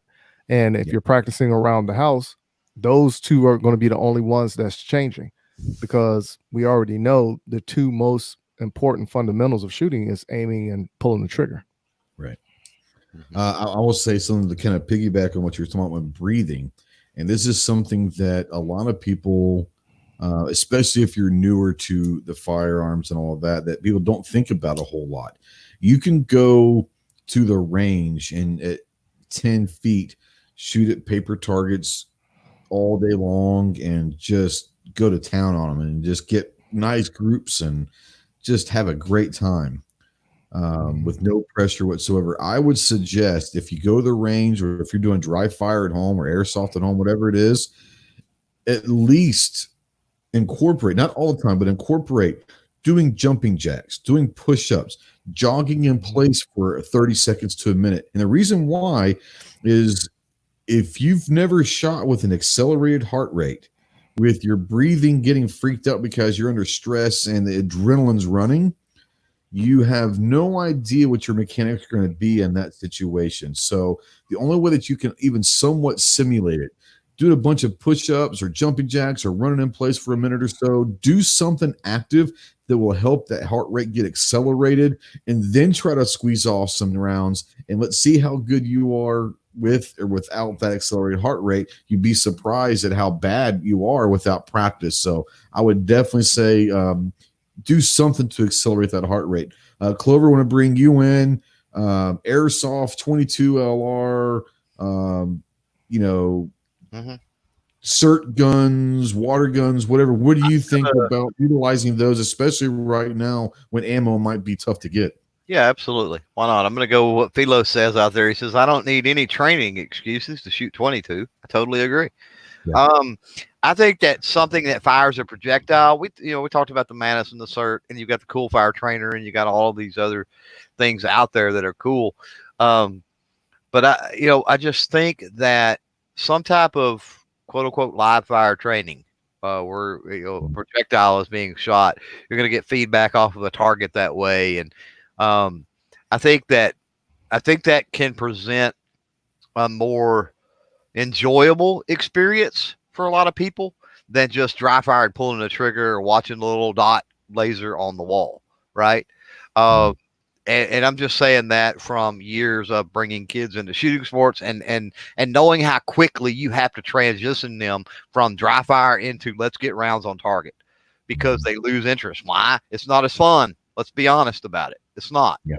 So if that's what you need to do to keep it interesting, and keep yourself practicing and training, yeah, by all means. And then what you were talking about, breathing, and a lot of people don't realize how important breathing is. And I even still to this day fall into that trap. And especially if you're talking at night, right? And which honestly, if somebody's going to break into your house and break in, nighttime is probably when they're going to do it, right? What's an important thing at night? Your vision, obviously, is extremely important at night. And holding your breath for literally seconds, depriving your ocular whatever Mhm. system of oxygen for literally seconds can affect your vision. So Yeah. you really need to practice on, your breathing while you're shooting. No doubt. JMA says that when he's teaching his CQB classes, he's been training with airsoft, and that brings something up. I mean, yeah, airsoft, great. I'm actually getting a Glock 19, a Gen 3, not just a Glock 19, but a Gen 3 Glock 19, like my Glocks are. Um, airsoft that I'm going to go ahead and be able to do some stuff with for training and all that. You can do a lot of reset work because that CO2 is going to manipulate that slide, and you can be able to get you're going to be able to do a lot of things with airsoft. Anyway, CO2 cartridges are great for dry fire stuff. And the Umarex and these other companies that make airsoft guns, they're the same weight. I mean, they fit in the same holsters. I mean, they're phenomenal replicas of the real thing. Well, are airsoft CO2 as well? I mean, do they have both the battery powered and? I think they have. I think they have. I know that Umarex offers CO2. But they offer multiple different kinds. Yeah, I'm not big into that. I mean, I have the luxury of being able to shoot 22 pretty much anywhere, any place, anytime. So I've never been big into air rifle, air gun, and airsoft stuff. But I was always under the impression that airsoft was either spring powered, either manual spring power or some type of electronic spring power, and then your air guns were the ones that use CO2 or a pump mechanism, some type of air. Yeah, I'm pretty sure that Umarex, I don't know that they'll have CO2. They'll have, for that particular model, they'll have several options. Yeah, and that may be because that may be because of state regulations and stuff. Don't you figure? Very well could be. Sure. But JMA talking about airsoft with CQB. When I was in the Corps, I forgot about this. We did CQB at Combat Town, but we used paintball. Now, this is back in the 90s when paintball was first coming up. That shit hurts. It hurts like a mug, especially back then. I'm pretty sure, I can't prove it, but I'm pretty sure the instructors froze theirs to make it even worse. I mean, they hurt. They hurt. You know what I'm talking about, Mike. Yeah. It hurts. But paintball, I never thought about paintball, but even right now, you can go get paintball stuff and have a good time and take your family to paintball, work on stuff, take your buddies from their range and go do a 4-man fire team exercise with paintball against other people. Any kind of stuff you can do to get the accelerated heart rate, the adrenaline going. More importantly, have fun. You don't have to, you can go out there and use paintball, but your trigger discipline, your sights, all of that's going to be the same. Your movements with your teammates, I mean, team movements and all of that are crucial if you're going to practice that.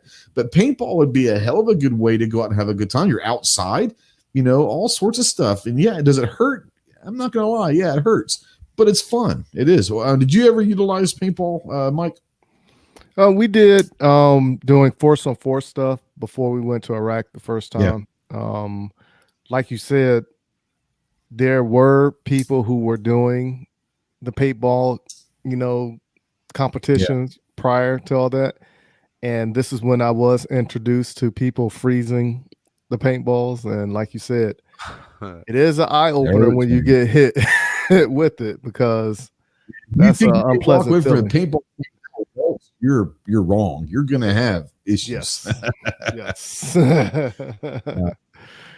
So yeah, Clover, what about you? Any experience with paintball at all? Yeah, I mean, I'll just playing around, having fun. There wasn't any training experience or nothing like that. But yeah, I can certainly it and airsoft both, and can certainly verify that hurts.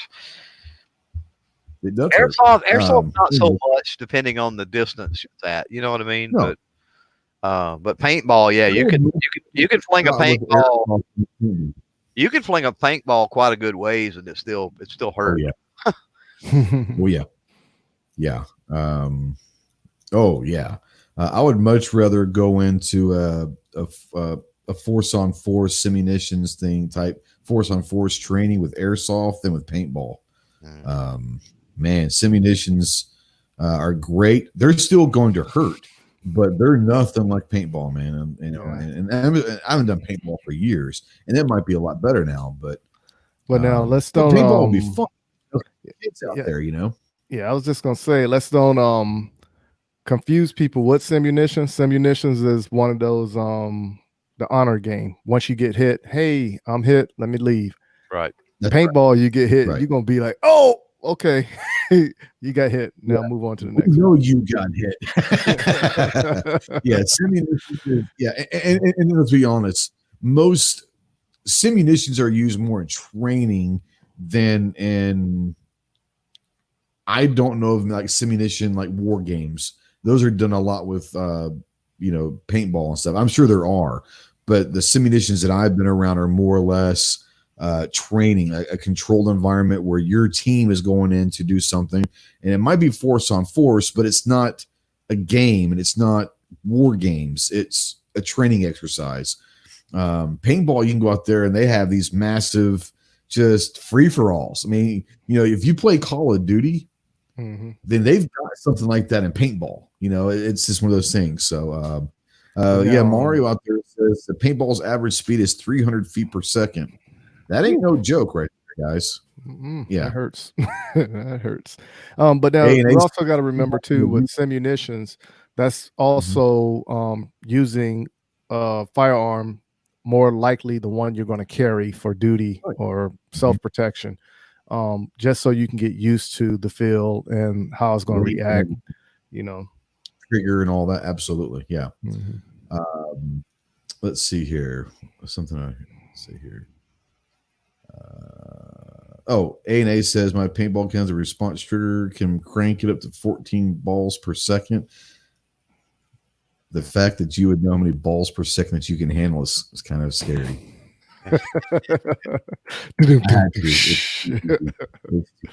It's too much. Lord. Anyway, so let's kind of wrap this one. Anything that you could recommend, whether it's 22 LR? Like I said, I'm looking forward to it. I gotta admit that Clover's ass got me kind of giddy about 22 LR. Slowly getting the flood life into you. It's happening. I mean, you'll have a revolver before you know it. Maybe.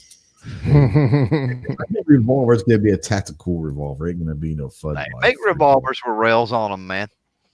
I'm not on a rail. It's just going to be like a black on black or something. It's not going to be like black on black with a thick rail and one under the barrel. Yeah. Yeah, black on black about little snub nose, little 357 or something. I'm not going to go with the Peacemaker. Anyways.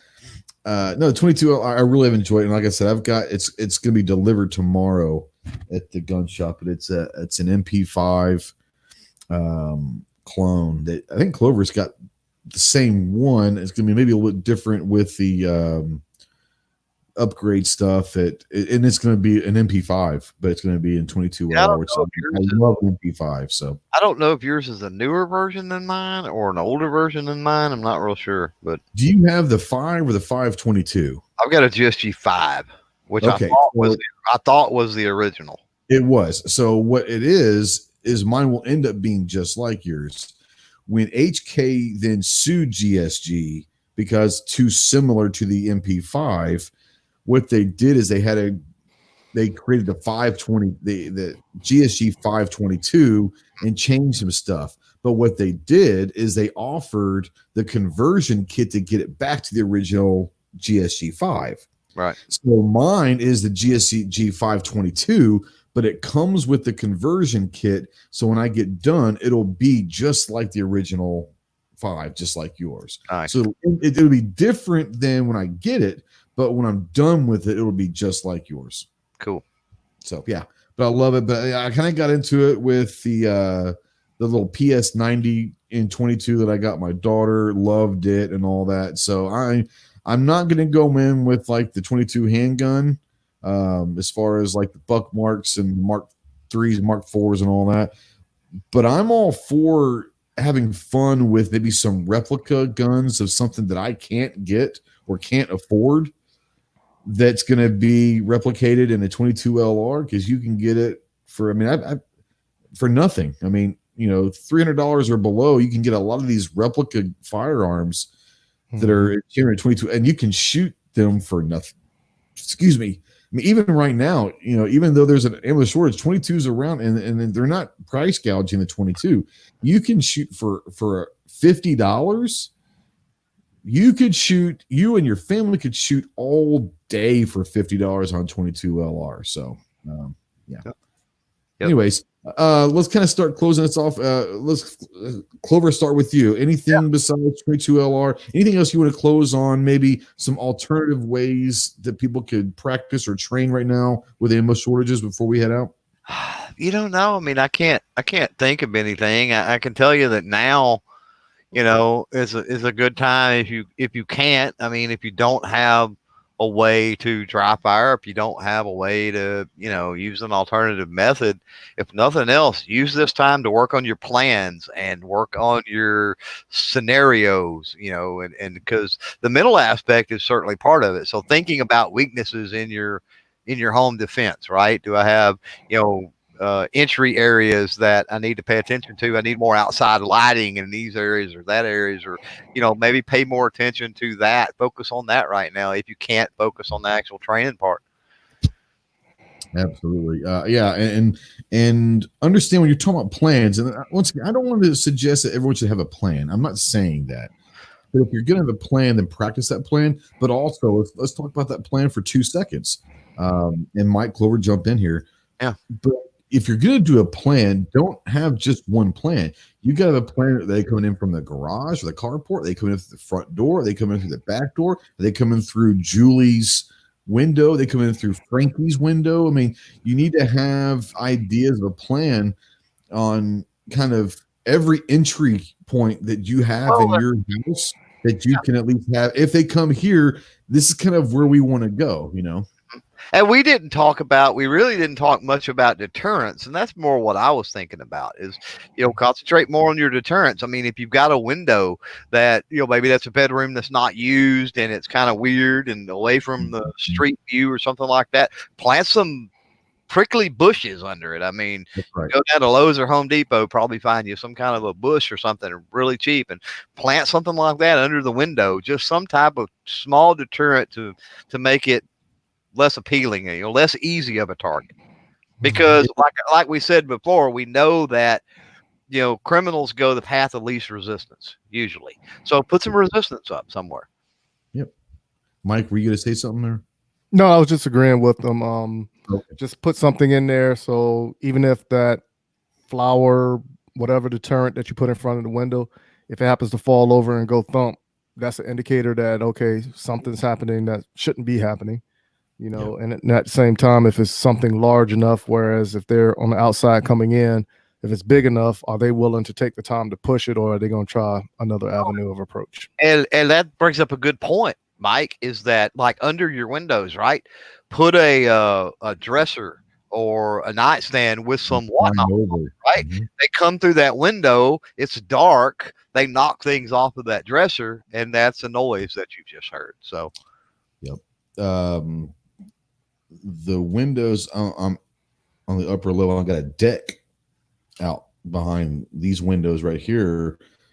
So I can't really put anything in front of them because they're pretty low, but I've got a lot of stuff underneath them to where they're not just going to walk in, they're going to have to, climb over, make some noise if they want to get in there quickly. If you're like Midnight Range out there, he says you can go the old school Home Alone and put a blowtorch. Right. Someone comes in that window, whatever works. I'm not saying don't. I'm not saying to do that. I'm saying that there are people that I know that are in this chat room right now that are going to have a lot of things happen to them before they even get to the front door. So the home defense isn't really an issue, because if they made it that far, then you're almost going to give them a hand and say, "Well done, sir." Yeah, here's your prize, right? I'll give you a TV because you made it this far, I know there are people out there and in here that have setups like that. And it sounds something as simple as this. A dog, even if it's not an attack dog, you don't have to have just a yappy dog. Yappy little Chihuahua is going to make a hell of a lot of noise at 2 a.m. if someone's trying to come in the house. And all you need to is it's an alarm system. And even if the dog doesn't bark, even if it's one of them situations where you've got a dog that's just scared of stuff and yelps and whines, I mean, that's noise. That's right. That's right. All sorts of stuff you can go into that. Cats are about worthless. I'm just saying. I'm not a cat guy. I've never had a For cat. this situation that we're talking about, for all the cat lovers, I think cats are evil. but for home defense, cats are worthless. I don't know what a cat would do. Because I've had stray cats walk up and just rub and love on me and everything else. So I don't know what a stray cat's going to do or a cat's going to do for a burglar. Yeah. So Travis says he's going to put some life-size action figures of me and you out there holding swords under his windows. Well, personally, we could fit under your windowsill probably. But if you're going to do that, have one of them repelling from the top of the window, because that would be cool as hell. But yeah, life size, they don't have to be very tall if they're gonna be life size, so they could work. That could work. No, that's pretty good shit right there. Would have to be either a short sword or a dagger, though. But just to clarify, I want a katana, man. I want a katana. If you're gonna go, then you go all different lengths. But I'm just saying that it's gonna. It can't be like a broadsword or something that what am I thinking? All the Arnold Schwarzenegger character Conan would wield. That just ain't gonna work. Yeah, maybe if we both held it. Yeah, that'd be fun. Hang wind chimes from your windowsill. Wind chimes are great. That's a good one. Bead curtains. Be surprised. Bead curtains. I forget about bead curtains. Yeah. You have those things? Yeah. Oh, yeah. You can still get them. Yeah. Okay. All right. Hell. Cats. No, I think cats are evil, man. One, I'm allergic to cats, so they're evil towards me because they drive me nuts. But I mean, they're just. I don't know, man. There's something about a cat, man. You got to work too hard to get any effects from it at all, which I'm too lazy to do. And two, they always just have that look in their face, like they're just trying. They're thinking, oh. Speaking of which, come here, baby girl. Uh-oh. You guys haven't seen the battle pup in a while. Come here. She's getting big. She is 10 weeks old now. Come here. There we go. She's 10 weeks old. And so the battle pup is getting big. She doesn't like being held very often. She's not going to stand.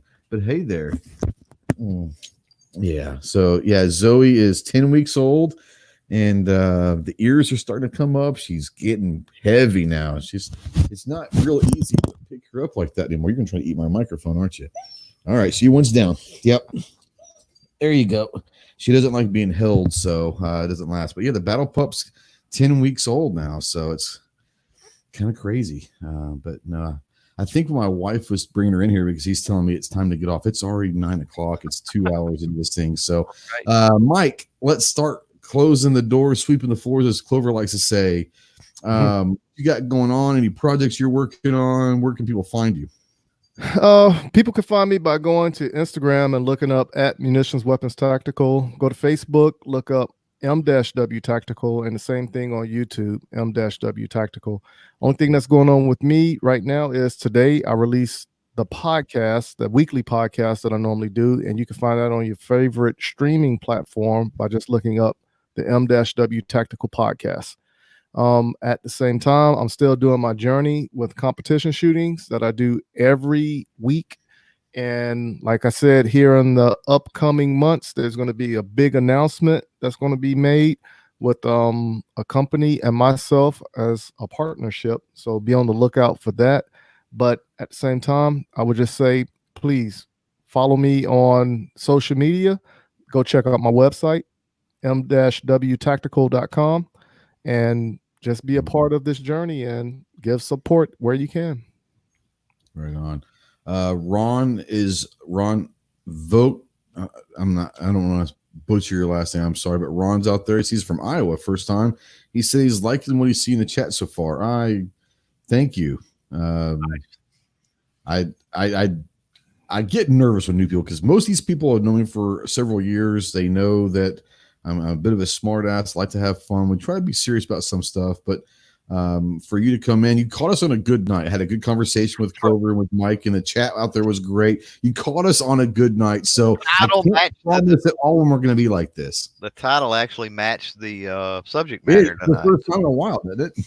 Yeah. Speaking of which, Clover, first of all, Mike, awesome seeing you again, bud. It's great having you back on, man. It's been a while.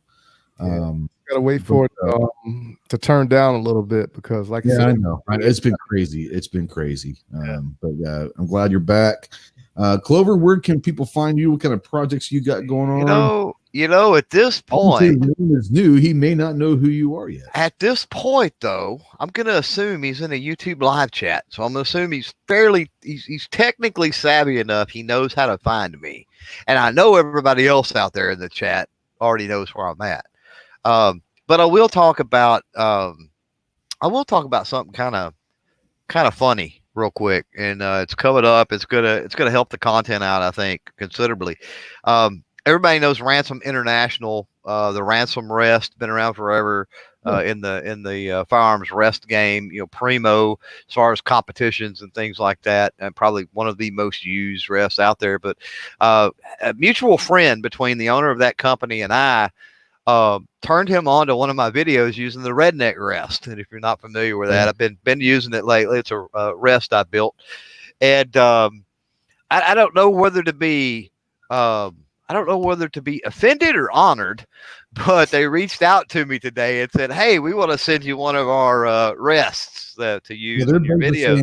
Using that shit, bro. Give you another one. Well, no, they called me up and he was really impressed with the design and everything I did. He's like, "But we could get you a much better rest. We could put you into a much better rest. What do you think?" And so, really nice people. So you're going to start shilling for ransoms. So I'm going to start shilling apparently for ransom. I'm going to get it first. I'm going to try it out. I'm going to use it. I'm going to see how it works. But just talking with him and some of the options and some of the things that I can do with this, I really think it's going to bring another dynamic to those accuracy battle videos and stuff that I've been doing, which people seem to be enjoying those.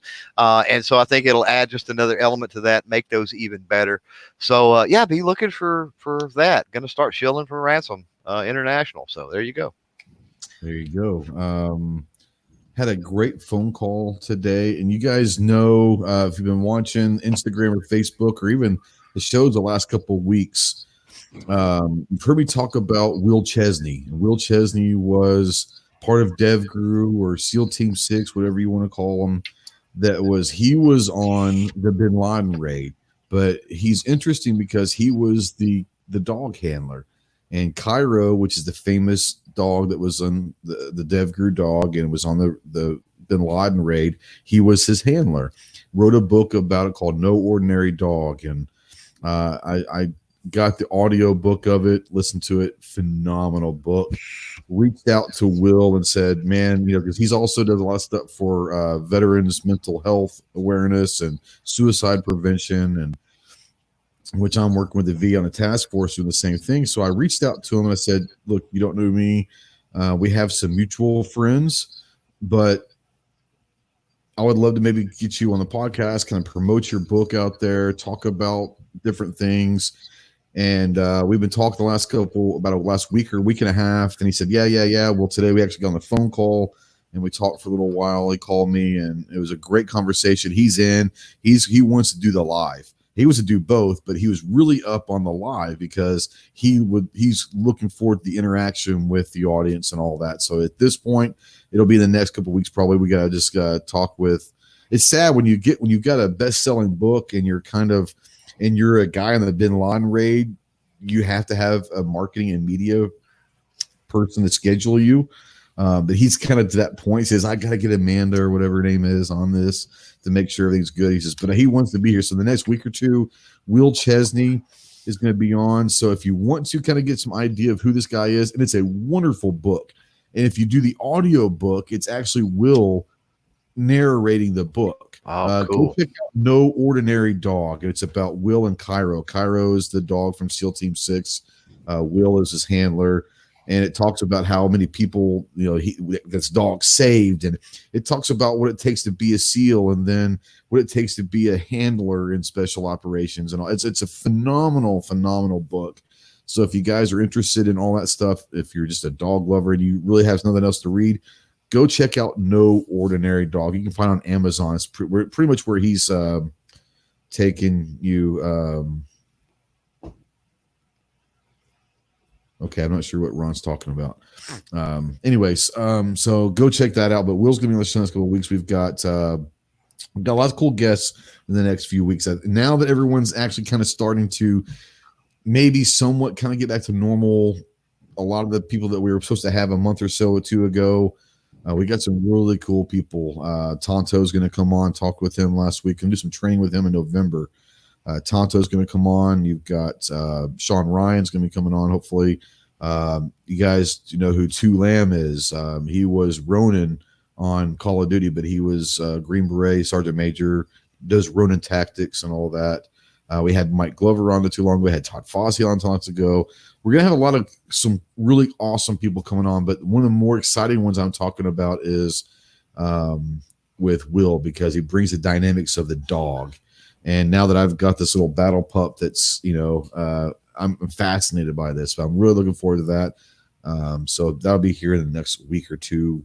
He's just going to look at his schedule, find out what Tuesday, but he wants to do it live because he wants to do this stuff. So I think that's awesome. So as far as I go, don't watch my shit. I appreciate everyone that does watch it. I really do. I hope we help you out in some way, some shape or form. If you do nothing else, entertain you. If you've made it 2 hours and 10 minutes in a podcast form of just audio with this, God bless you. Send me a note that says I made it. And right. I just want to know. I want to know I made it on the podcast. Leave a comment that says I made it 2 hours and 10 minutes. Anyways, guys, thank you so much for watching live. The chat out there was awesome. Thank you so much. Great conversation. Thanks to Clover and to Mike. Go check them out, doing great stuff. Go check out some of the great content creators that are out in the chat. Great ones out there doing live shows, they're doing reviews, they're doing training, they're doing all sorts of stuff. Go check them all out. If you're not, go check out other ones. If you're new to the firearm game, find someone that your personality meshes. Just because they might have a really, really high subscriber count doesn't necessarily mean that they're the right person to listen to. And just because they have a low subscriber doesn't mean that they don't know what they're talking about. Find someone that are talking about the same things that you like, that seemingly has the same kind of personality, that have the same interest in firearms as you, and stay with an open mind out there, because there's a lot of great content creators doing really good work that you've probably never heard of. And if you've made it this far with us, you might as well go ahead and click that subscribe button and all of that. We appreciate you guys. Thanks to all of our Patreon people over there. Love you guys. We had some new ones come in June. If you're a new patron of mine that would sign up in June, in the next couple of days, I'll be sending all of your perks out. It's just been nuts at work. Last week, I couldn't get it out after the first, but I'll be getting that stuff out to you this week. And thank you so much. Mike, Clover, thanks as always, brothers. Appreciate you guys. Love you guys. We'll see you next week, guys, in the Armed Citizen Podcast. Semper Fi.